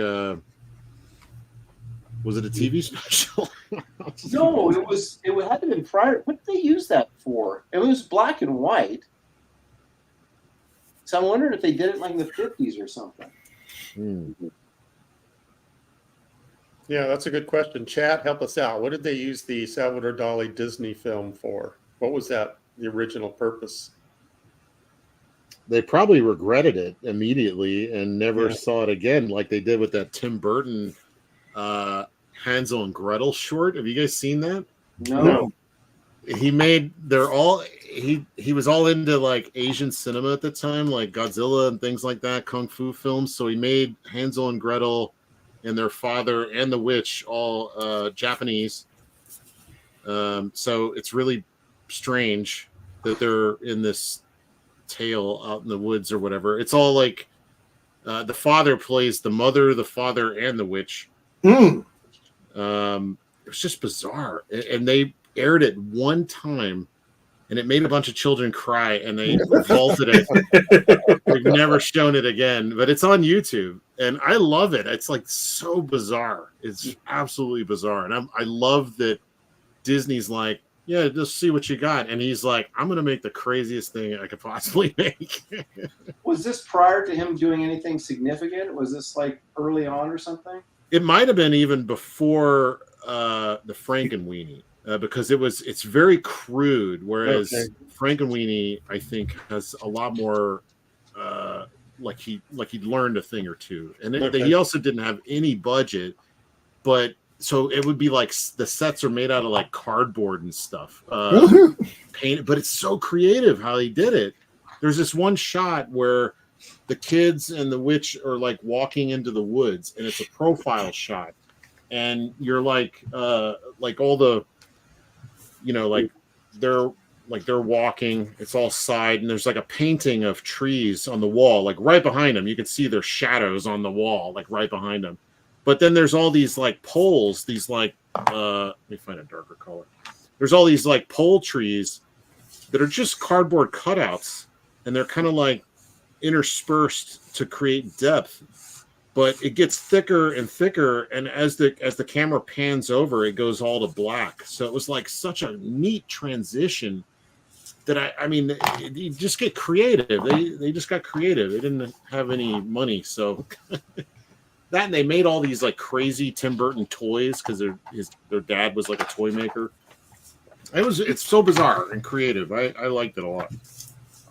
And yet it made children cry. Yeah, I know. That's another reason I like it. I like it. It should be dark. Then it must be good. You should. Yeah, when you're a kid, you should be worried about the things in the world. Consider 00. Am I saying that correctly? Something wicked this way comes. Is that what it was called? No. That was that Jonathan Pryce movie where he worked for the circus and the kids were. Oh yeah. That wasn't necessarily a kids movie. That was James Disney. Murphy talking about the Salvador Dali thing. I think he's saying that Disney animation thing was colored. It was on YouTube. It's brilliant. I'm gonna have to check. I saw a little clip of that, but I haven't seen the whole thing. And Henry Bemis says apparently Disney got hit by financial woes during World War II, and it had to be shelved. So, which one are you talking about? Oh, okay. So it never got finished, right? It was like sort of a. It was like part. That's what it is. It was never finished. But you can find it on YouTube. It's pretty freaky though. Okay, I'm gonna have to check that out because I did see a little clip of it, and it looked very odd. Well, if Aaron was doing his job, he'd pull it up for us. But yeah, that's right. Aaron is struggling with. You made me mess up my coloring. No, with her hair. I just don't know what to do with her hair. Random Task says we went from kid stories that warned us about weirdos to weirdos making the kid stories. So true. That's their way around it. They're going to warn us in these stories. Well, we'll write the stories. Yeah, exactly. They'll never stop us. All right.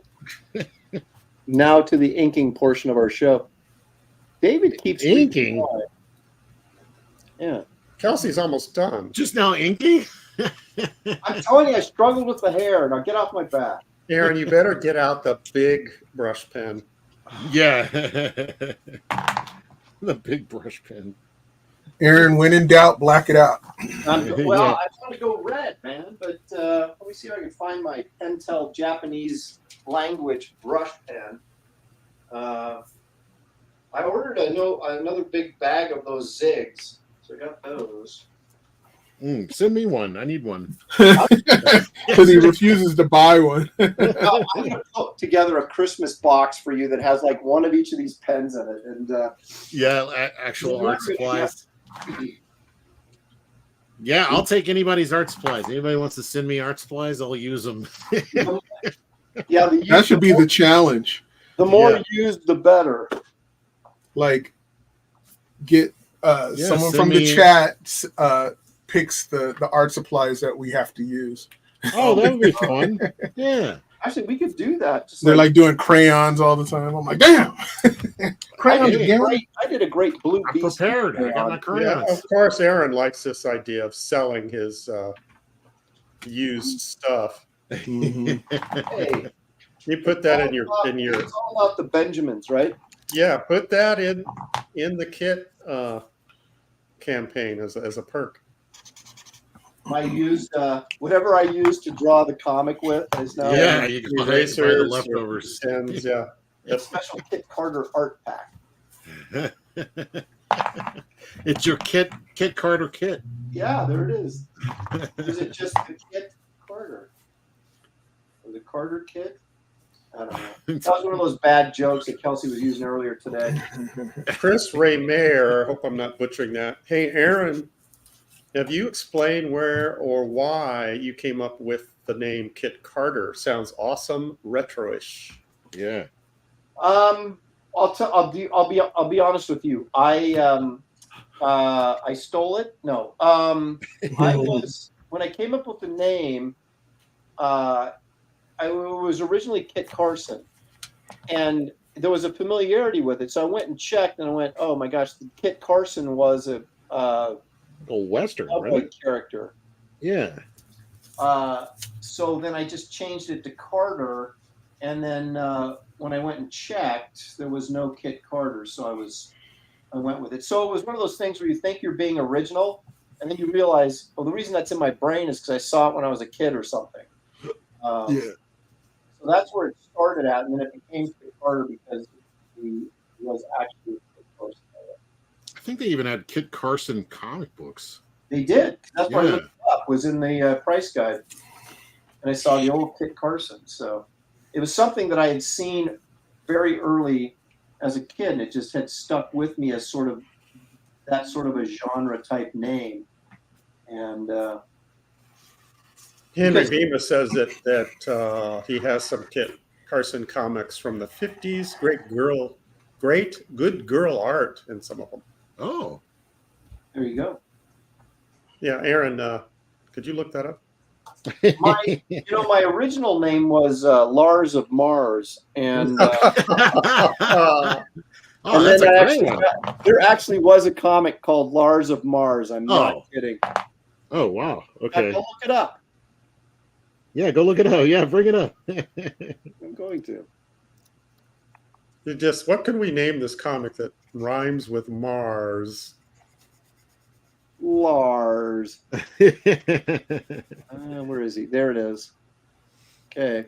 Large Marge. Here it comes. This is very pulpy looking. Very pulpy. But there's no Lars like the Lars of Mars. That's kind of how I look at it. There we go. Ladies and gentlemen, Fantastic Crusader from Mars, Lars of Mars. Nice. Look at that Lars of robot, Mars. man. He's fighting that robot, and he's got a little jetpack there. That's a very That the, common name, Lars. The girl looks annoyed that he's trying to save her. Yeah. Bless you. Thank you. She's like, this robot has very specific functions I need him for. Yeah, go away, I Lars. wouldn't need this robot if you saved me earlier. Yeah. Oh, there you go. Lars has back. I was going to say he has tightly clenched butt cheeks as he's going in there for the kill. Oh, my goodness. So there you go. Lars of Mars. You could have read Lars of Mars as a young lad if you were a kid in the 40s. Apparently, David's got the COVID. No, I got the dust. Yeah, the allergies, man. I've been Whoever buys sniffing. this original is going to have David's DNA on it. Yeah. Then they could clone me and have me draw over and over and over all they want. Technically, I mean, all art has the artist's DNA on it, right? Like, Yep. that could be a go-to for geneticists to go straight for art first, and like recreate Van Gogh, and of course, you recreate those guys, and they're just gonna be lazy bums. They're, Right. they're not gonna paint. No It's reason like, for them to it's paint. like Jurassic Park with artists. Yeah. There you go. There's Kit Carson fights the Comanche Raiders, and there's a little got a woman there with her torn dress or shirt on. Yeah. Now, hold on a second. Who tore her dress? He did. And That old geezer down there. no, that's her that looks like Gary Martin. No, Kit tore her dress, and the Indians came up and stopped him. But they're making him look like they're the villains, but they're actually saving this woman from Yeah, getting so hurt. Kit's shirt is torn too, so that they were going at it before the Yeah, Indians it was showed up. pretty rough. It's true. West. The old man paid him to watch, and Yeah. they were interrupted. Hey, wait a minute. Kinsler drew that. Everett Raymond Kinsler drew this cover. Oh, How about that? This Who's Kit that? was- Yeah, that's all I was going to say. I'm like, and? You don't know who Kinsler Raymond? You don't know who Everett Raymond Kinsey Kinsler is? did that sex study, right? Kinsey. No, that was Kinsey did the sex study, not Okay. Kinsler. Toshiro says Kit looks like Dean Martin. Yeah, I was thinking you reminded me of somebody. Kinsler's the guy from the new Tron remake. Yeah, that's Krensler. Oh, Cringler. Jeez, Kelsey, can you get one name? Even just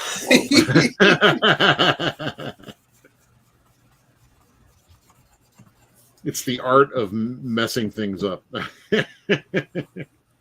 Just makes people angry. People like Aaron. My dad used to do that, mispronounce everything, and then I started doing it, so I annoy my kids with it. It's kind of one of the joys of being an older guy when everybody younger than you thinks they know more than you. Yeah. Well, you just start pronouncing things wrong on purpose. Yeah. Skullnashter says, "Good to see Kelsey is in the Christmas spirit already." I know. I was just thinking that. It's so Christmassy with this red and green, particular red and green. There's no lighter green I got. I'd start over if I were you. You know how you can carry on with that. How much of that green are you going to bring down? I mean, I'm going to use all of it. No. I'm going to do. I was thinking about having like some like little bat kind of coming out of the green. Well, if I could draw a bat, this would look like a bat. I'm not sure. Yeah, something's going on there. I'm not sure exactly. If I could draw, this is what I would do. Yeah. I guess I should have drawn it first and then. Hey, thank goodness there's AI to help you out.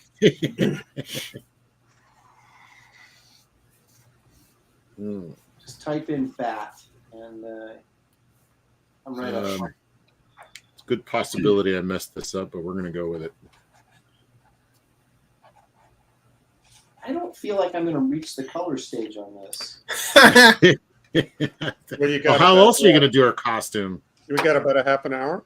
Yeah, I mean, I could get wild and aggressive there and go with the markers. That's a quick way to solve a color problem. Except I don't have any red markers. I have Chinese orange markers. You got Chinese orange and red color pencils, right? Ooh, colored pencils take forever though to do them right. Yeah, but do with the Chinese orange first, and then color the shadows with the darker red. That won't look Chinese orange anymore. Yeah, but I'm thinking that we've been mocking Aaron's Chinese orange for months, and he's still using that as an excuse. You can make it work. You can make it look not Chinese orange by pairing it next to a color and make that the highlight of the red. No, I understand that, but see, I don't like real heavy red. I prefer it kind of with an orange tint to it. Okay, see, you're finally saying it out loud. He likes the Chinese orange. I do. Chad, what do you have to say about that? Oh my gosh. They're all like, he's right. It's good orange. I mean, red. I'm an orange guy. I am. I eat oranges. I color with them. Yeah, but that's orange. I want my red to be like candy apple red. Yeah, I want it to be red. Blood red. Well, if I'm doing, if I'm doing a car, sure, but I don't know. Okay. Random Task says Aaron likes that it's on sale. No, that's my thing. I spend big bucks on Chinese orange. It's more expensive than red. See, that's why you should. That's why you should honor it with a little bit more respect. It's a more expensive color. Markers are not faster, by the way. I would have had all this colored out with one couple paint strokes. You would have had watercolor. You did not try to make everything flat, like perfectly flat. No, I'm not. I'm just trying to fill the space currently. I can see that. It doesn't look good. So I would.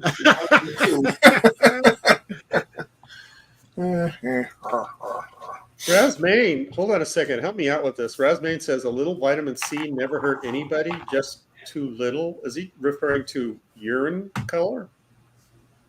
Oh, he's Chinese orange. We're talking about oranges, Gary. Now you're making stuff up. Okay. I get it now. Am I the only one that my urine turns orange when I take vitamins?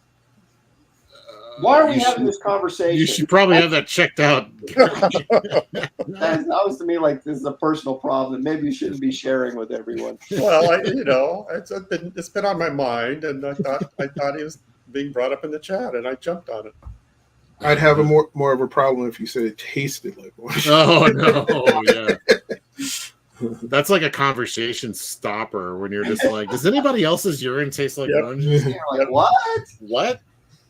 Well, That opens up too many doors for me to question. it's been on my mind, so Was that Patrice O'Neill had that one joke? He said his girlfriend said, your pee tastes like birthday cake. I was like, what? Oh no. He said, that's when you know your woman loves you. Yeah. Okay, hey, Blackjack's got my back. Vitamin B is known to make your urine neon yellow. So there we go. And we have a super chat. Not orange, I don't know though. if I can read it after this. Ill. John for $5. Thank you, John. Let me try that again. John for $5. Thank you, John. Aaron likes Chinese red because it contains the tears of children that made it. Oh, not true. Well, sad Chinese children. Hey, they're better than our children. At least they work.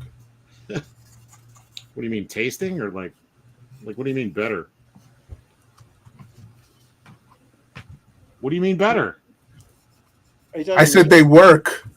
Oh, work better. Yeah. It's like I'm gonna have to disagree with that. F in the chat says my pee tastes like pee. That's not equally disturbing. He says, just to be clear, I only drank pee on accident. I was aiming for my eyes. Disavowing this conversation. He was like, I was on a survivalist show. The chat knows where I'm coming from. Gray Wolf Graphics says, my father-in-law pranked a guy when he worked for a hospital in Miami. He slipped a dye pill in the guy's drink, and it turned his pee blue. Oh, weird. See, that's my kind of prank. Yeah, I know. It's like that's got Gary written all over it. A dye pill. That's brilliant. I was hoping he would die. That's the name of the pill. Dye pill. How come he's not dead? He said, I got infected by a Smurf. Can you imagine peeing blue? I feel a little nervous. Yeah. I get nervous when I pee red. Yeah, that's a definite. All right, I think I'm exhausting this marker with one piece. I didn't even cover the whole thing. Now you got to do the bats. Yeah, I know. I still got to do the damn bats. I hope they don't share the same reservoir. I could do the thin side. Maybe that'll help. Do that. Man, your camera is all blurry. I want to see yours. Mine? Yeah, yours. Yeah, it is. It's like crystal clear on my computer. He doesn't. And don't you, Kelsey, don't you have an expensive camera? I do. It's the internet's the crap. I mean, but I pay for decent internet, so I don't know. Swamp Lens 3000. It really is. Man. This place sucks. Speaking of decent internet, yesterday I was on Mike Barron's show, and I'm yapping away, thinking that I'm being witty, and my internet shuts down in mid-sentence, and it stays off for an hour and a half. And you didn't realize? No, an hour and a half to realize you weren't on anymore? My screen went blank, and my computer was telling me that there was nothing wrong. My internet was working, but clearly it wasn't. I thought you were gonna say you had some of the most witty things. I was being the best brilliant. stream ever. I was being brilliant. Called me like a chicken with his head cut off. And I had no way of contacting Mike to tell him what was going on because my internet was crashed. Well, I called David, and he said, "Call the call Comcast and see what's going on. And there's an outage in your area. David's like, don't you know me? Why are you asking me for technical help? You should know better. Well, because David just spoke to Mike on the phone, so I thought he could call Mike and tell him what was going on. I wasn't trying to purposely snub you, Kelsey. So we rescheduled for tomorrow. We shall see what happens. You're going to be perfect internet, but not nearly as witty. You're not going to be. I know it'll be boring. Yeah, because all my stories will sound rehearsed. That's all how it works. Yeah. Well, even though I don't really have time to do this, I am going to take a moment here to show everybody's campaigns. Hey. You got all the time in the world, pal. Take your sweet time talking about my stuff. Okay. We'll give you all the time you need. That's very kind of you. Sorry. We're gonna start with me because I'm pushing the buttons. So so if anybody's if you came late, you missed the exciting reveal of some pencils from the Kit Carter graphic novel. It's not gone live yet, but I'm hoping to do it the week of the 23rd of this month. So that's about 2 weeks away. Week and a half, something in that neighborhood. If I can get all the artwork done, and if Kelsey can get some stuff colored for me. What am I doing? Yeah, exactly. Well, what you can do right now is you can sign up early just by putting your email address in that little box there. And I will give you updates, let you know when things are going live and when things are getting crazy. And you also, for signing up early, get a exclusive David Williams trading card that you can only get if you sign up early in order. So if you'd like to do that, I would encourage you to do it. If you don't want to do it, I would encourage you to do it anyway. And you'll find the link in the description of this video that you're watching at this very second. Aaron, yes. Please tell us, is this book going to feature that awesome Kit Carter piece by Gary Martin? Yeah, it is indeed. It is indeed. I have what I'm doing is now. It's funny you should ask, Gary, because I'm doing a hardcover and a paperback, and the hardcover will be a limited edition, signed and numbered, and it will have extra stuff in it that the paperback doesn't have. And one of those extra stuffings will be the Kit Carter piece by Gary Martin, among other things. Okay. So you there you have talked me it. into the hardback. That's right. All right. So next, let's take a look at. See, Kelsey's just moving right along there. And I'm not. Brush with Destiny. This is Gary's art book. Gary, talk a little bit about it, if you would. Originally called Black Lines Matter. David discouraged me from naming it that, but then after I started the campaign, he started using it. So so this is basically work that I was too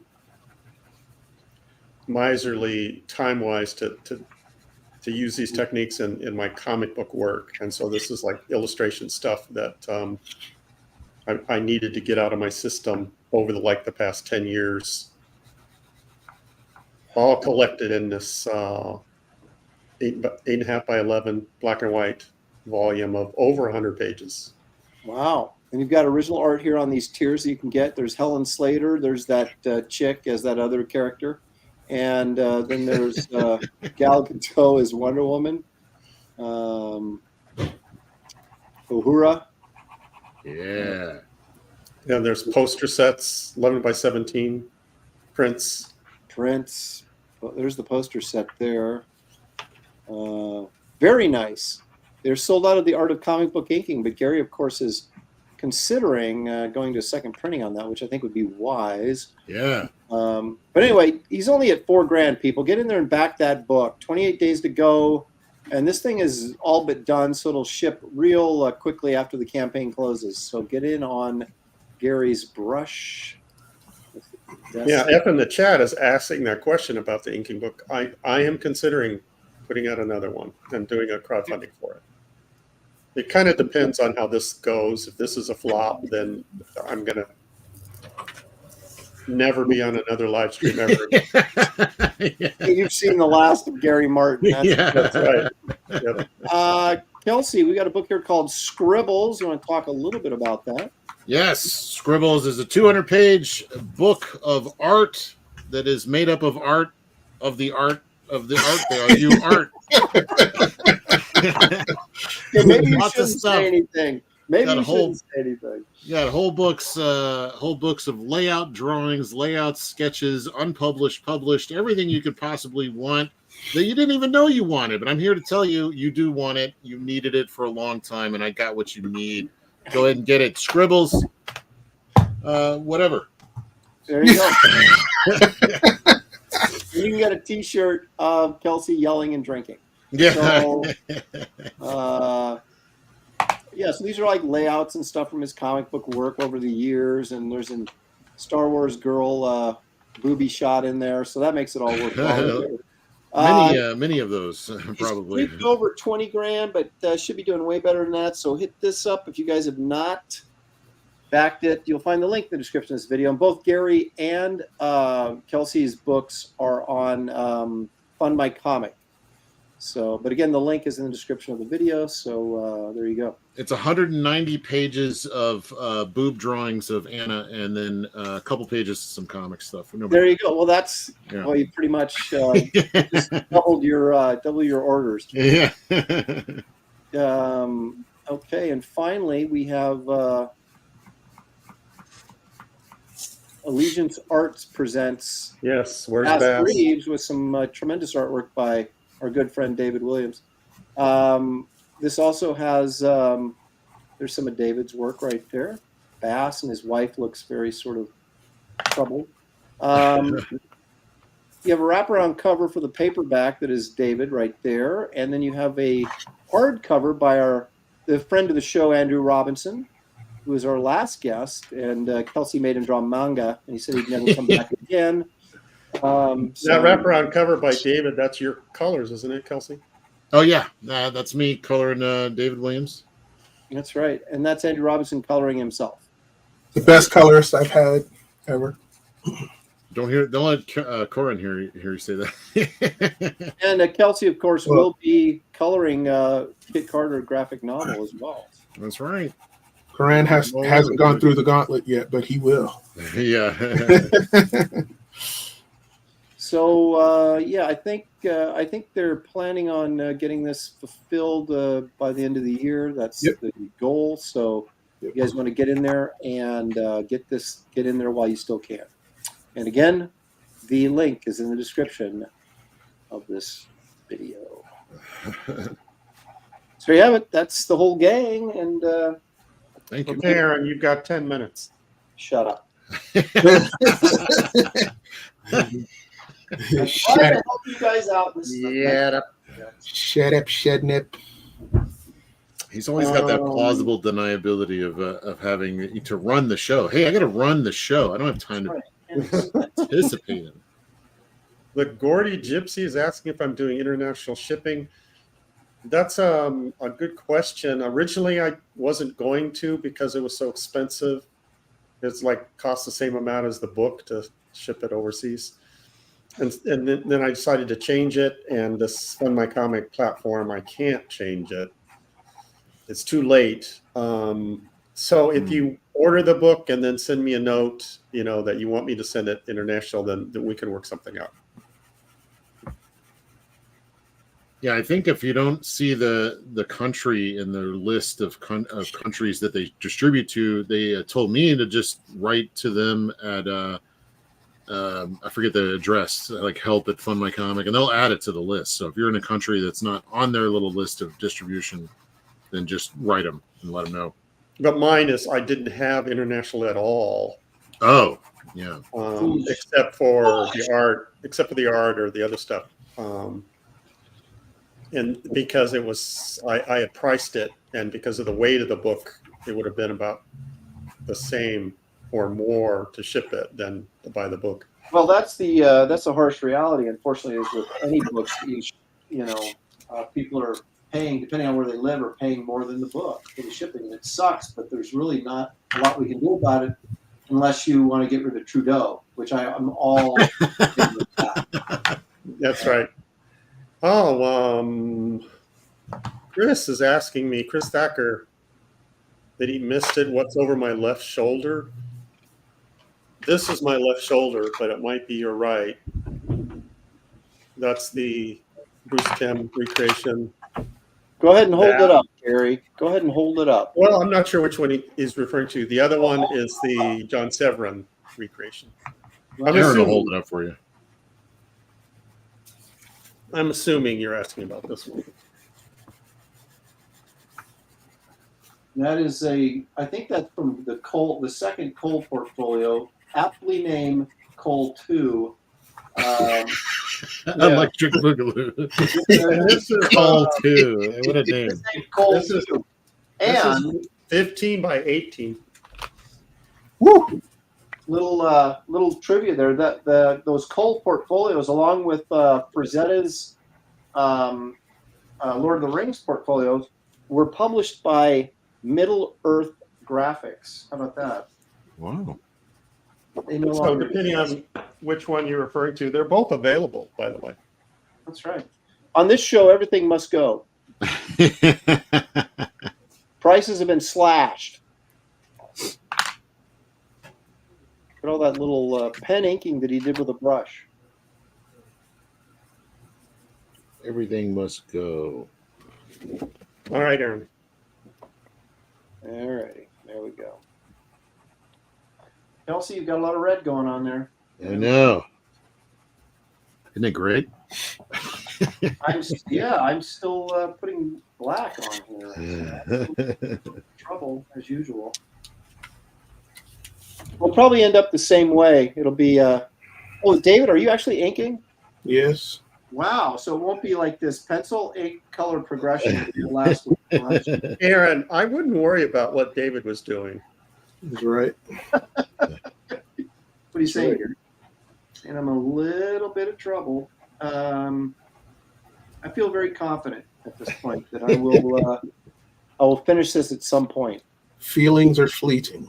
Confident, Yeah. confident you'll finish, just not confident in the piece. I wish I could have got to color.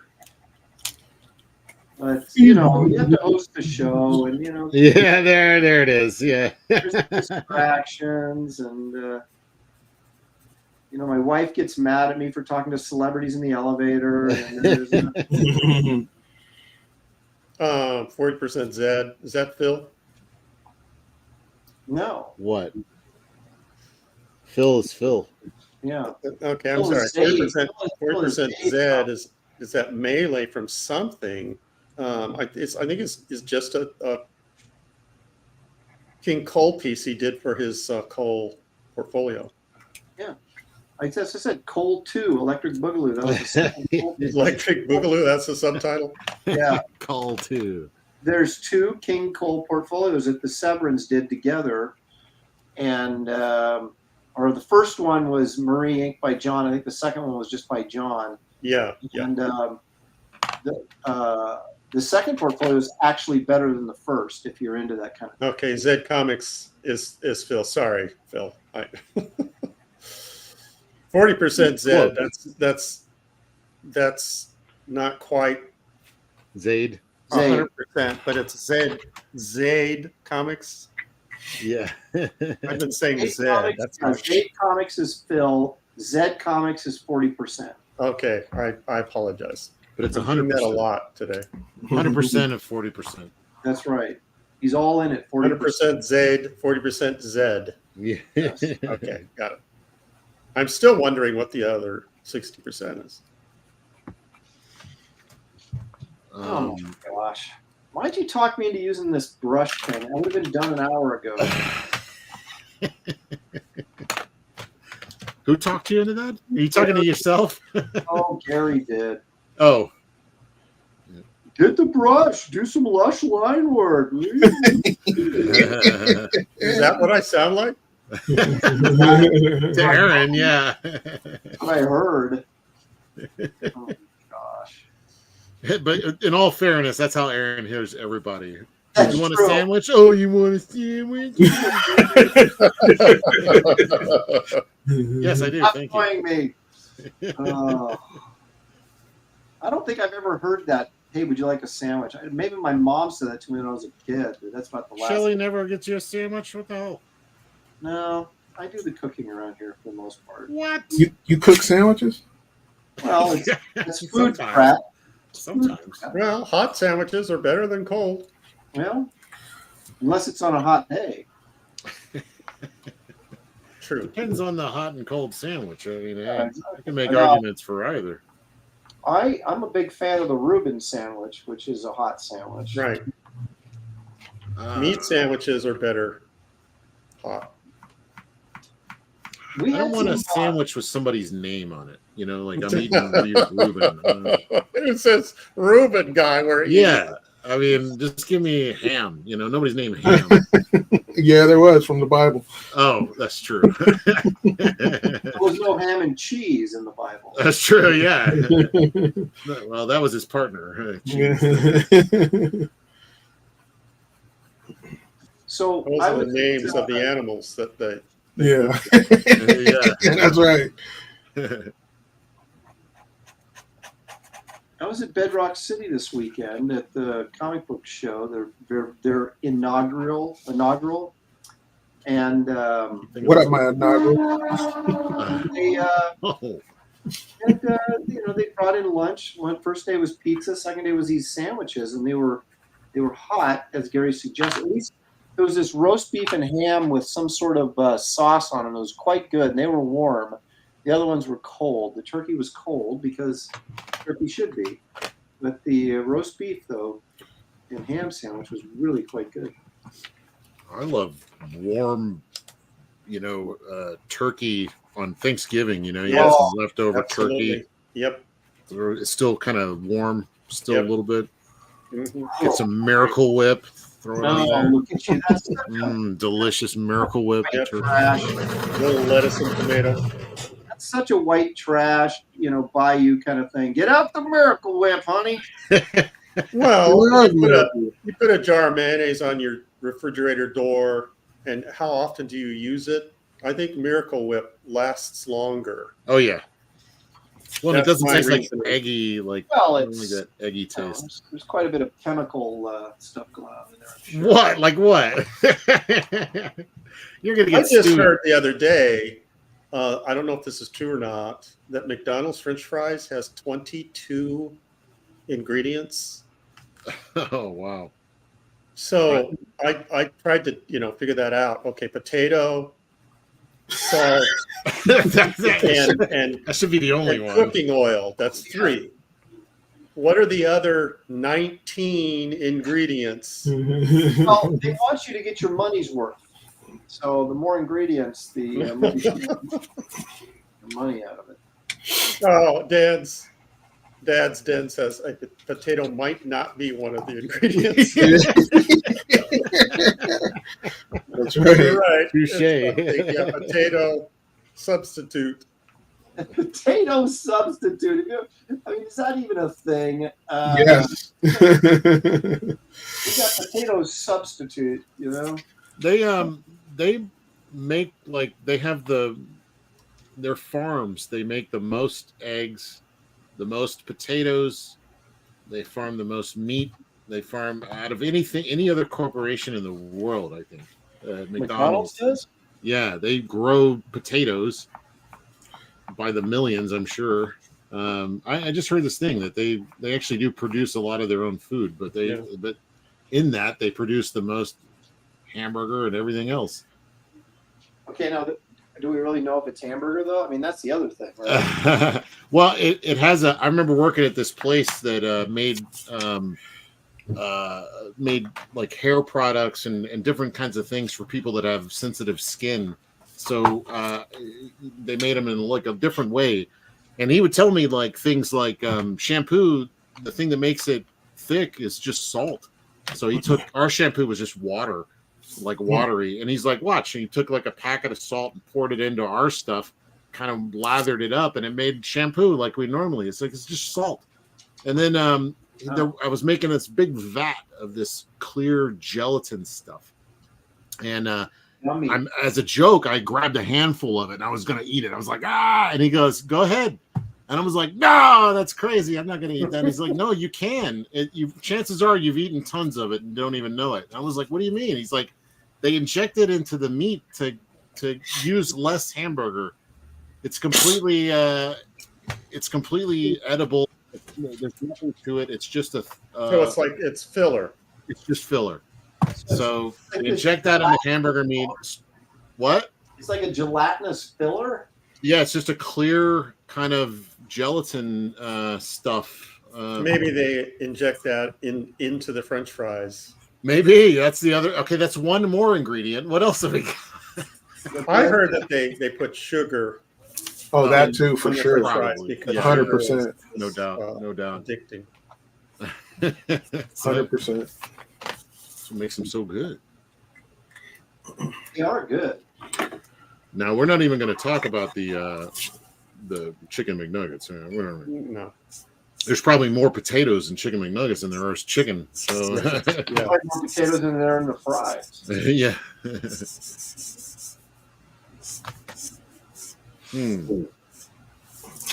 All right, I'm just kind of like making up things to do at this point. I mean, where are we at here? You say that every time. It's because I'm usually waiting on you guys. Well, the clock has run out. Aaron is. Oh, okay.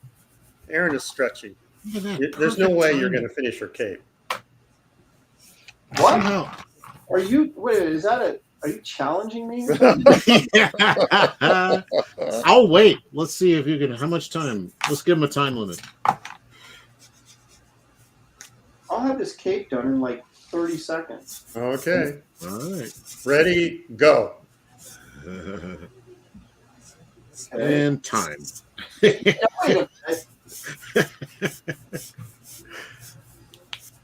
All right. Not bad. Not exactly what I was hoping for, but it'll work. I don't know if my costume is going to be as endearing and lasting as the classic one that they got. Yeah, that's what I'm kind of looking at mine going. I kind of like the original better. Yeah, it's kind of hard to. It's such a simple costume. I mean, what do you do? Well, and there's not a lot of it either. So, like I said, there's not. I guess the guy with the idea of turning it into a Liefeld thing with like pads and shoulder pads and. I should have done that. That would have been a good one. Well, Shelly came in and she said I could make her like the trailer park trash Vampirella, like hair up in rollers and roll. Yeah. Yeah. So Tramparella. Tramparella. Tramp Stamparella. Yeah. Yeah, get her all padded up or whatever. All right. She'd be perfect for House Party 2. Another plug for the movie. Yeah, I might watch that later. I didn't even know that. Kelsey, I love that you have that by your drawing table. No, I was looking for my Doug McClure movies. Well, find them. So I found all right.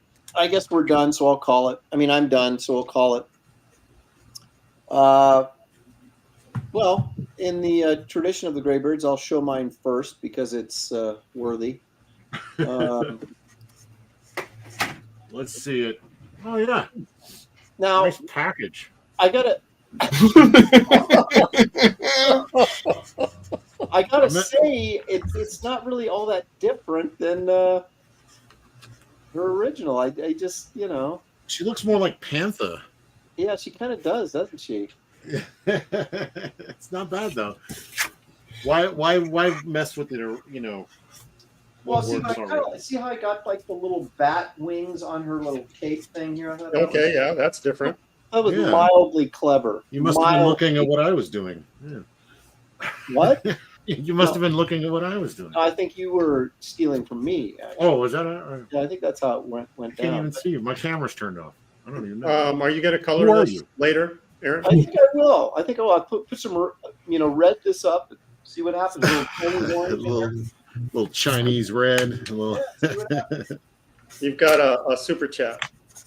As well I should after showing this. Let's see here. John says for $2, David is the only real redesign. Laugh out loud. Yeah, I mean, yeah, but she's got on more clothes in mine than she normally does. So Mine doesn't even look like Vampirella. That's how much I redesigned. All right, well, Kelsey, let's see what you've got. Let's see. There you go. Like, this is not Vampirella's costume. This is something else entirely. Got the little bat thing there, and then I redid the motif there for the belt. That's far superior to mine, I admit it. If you look at that right like that, go back to her boobs. That looks like two pair of alien eyes. And yeah, there you go.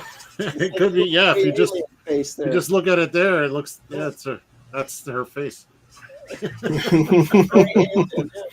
No, that's actually pretty good. And if I hadn't tanked mine. No, you just got to color yours. You got to make it complete. Yeah, that's right. I get the red. But I don't know. I don't know if I like. My idea was that this would kind of fold down as a cape, typical Batman cape. I just threw on her, but I like it. It's not as iconic as the original. I think that. No. I think we'd been better off redesigning. Spawn. Yeah, this is like the what are those trashy costumes for ladies they do for Halloween? Exactly, for Halloween. This is like, get your Vampirella costume. Yeah. Trashy nurse, trashy vampire, trashy police officer. Yeah, mine's Vampirella cosplay is what this is. Oh, David's still working, so let me look at it. Here you can see I've lovingly rendered in pencil, and I didn't color her eyes, so I guess I didn't technically finish. Just dots, so it don't matter. I was trying to do her skin tone where she had like lots of like sickly, pale kind of colors going on, but it just looks like a bunch of colors on her skin. So I don't know if it reads like it's like with David's disco light kind of effect. Mm-hmm. So there you go. All right. Let's see what Mr. Williams has for us today. Oh, dude, it is gargoyles. Yeah. Yeah. What's interesting about this is, I mean, whoever said that in the chat is right. This actually is a massive redesign. It's like a total reimagining of the character. Yeah, if that was the goal. It was the goal. Redesign, not reimagining. Your category. Redesign, not think. Yeah. Dad's Ton of Pop Culture says it's a true redesign. F in the chat says I like those. It's a reimagining. Yeah, those boobs. I'll say. That's good. I like the low rise. She's got those kind of low hips and claw feet. I know. I think we didn't have to worry about nails in bed already. Those fucking toes. You could use her as like a Ghost Rider villain or something, Yeah. What's her costume made out of? It's not a costume. It's all crinkly, like skin, just like how you lose. That's like nice. Like how Spawn, is. It's all that kind of necromancer stuff that's on him. Gross. Yeah. It should be Random Task says trans Morbius. Sure, there you go. Sure. That was funny.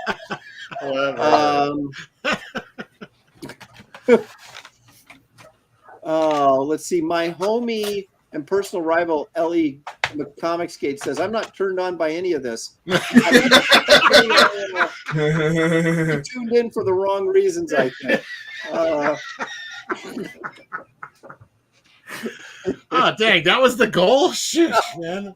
Wait, we better start over now that we know what we're supposed to be doing.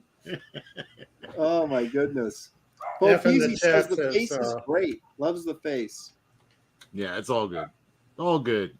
Top 3. Snake Oiler says this has a Devilman Dark Stalkers flavor. Mm-hmm. Sure. That was only the mission of the day. Mm. Hey, did you guys see, speaking of that, sort of, did you guys see, or have you seen this thing that compares Kirby's Demon to something that,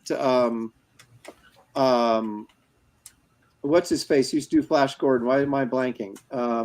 Raymond. Alex Raymond? Alex Alex Raymond. Raymond. Yeah, something Alex Raymond did. Have you guys seen that? No. Well, I mean, there's the thing where Kirby got the demon from Prince Valiant. Oh, well, this was like this is a split. I haven't watched the video yet, but it was on YouTube, and it was a split screen thing. It said, did Kirby rip off the demon from Alex Raymond? Maybe it said Hal Foster. No, it was Foster. Yeah, he did. He did rip it off from Hal Foster. Okay. Yeah. It's pretty clear. Yeah, there's no question. Plus, he was a big fan of that too, wasn't he? Yes. Yeah. There's Bill Diaz, not Zed 40%, but Zaid Comics. Zaid 100%. Wait a minute. Now, the Geordie Gypsy says, I don't think I'd kick her out of bed though. So Score one I'd for like to see David. you try. Yeah, exactly. yeah, really. She only gets kicked out if she wants to get kicked out. Skull Nasher, of course, confirming, saying Kirby did rip off Hal Foster. There it is. I thought he improved, to be honest with you. I thought he because he just took the basic design that Prince Valiant was using, with some chicken feathers and it was that. a goose skin that he pulled on as and then Kirby made a whole thing out of it that's like legend and lore. I mean, it's so good. Yep. Need magic. Well, yeah. I mean, I the face looks almost exactly the same, but the rest of it, is yeah. Does Hal Foster's rhyme when he talks? No.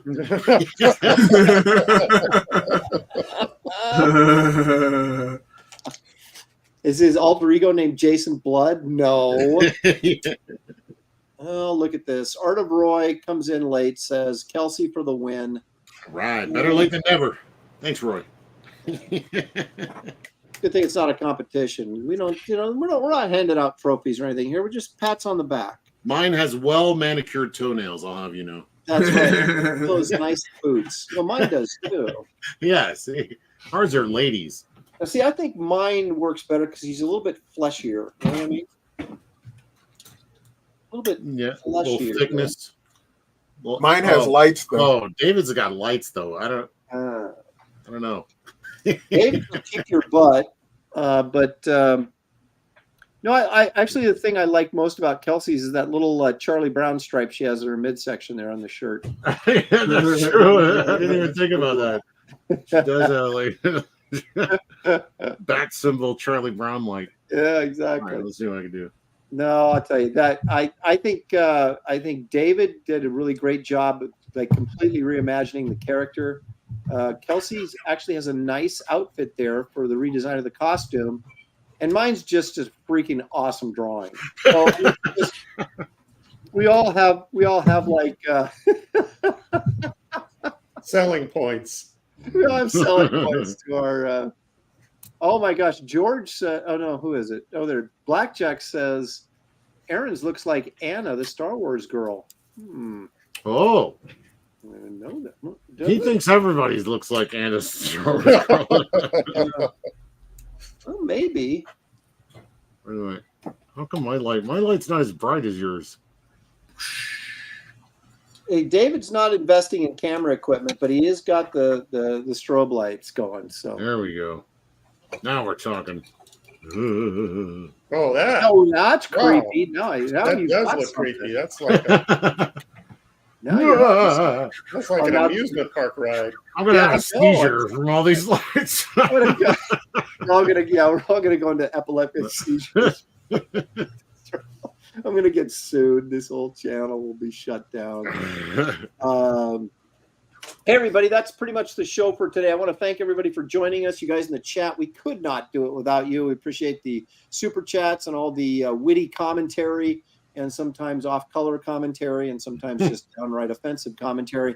And I want to remind everybody once again that there are campaigns among us that need backing and support. So if you'll check the description of this video, you'll find the links to all the campaigns. Kit Carter early sign up, Brush with Destiny with Gary Martin, sketches by Kelsey Shannon, and of course Bass Reeves with the fantastic David Williams art. So anyway, there you have it. We're going to try and have a guest here next week. We'll see who actually really wants to come on the show. We'll get into the list and check it twice. And anyway, you guys enjoy. Can I say something? Please. Everybody's commissions list is open, and if theirs isn't, you can come in to mine. So I'm sending all my commission requests to David. Right? There you go. But anyway, you guys, thank you so much for joining us, and we will see you next time right here on Graybeard's Studio. Good night, everybody.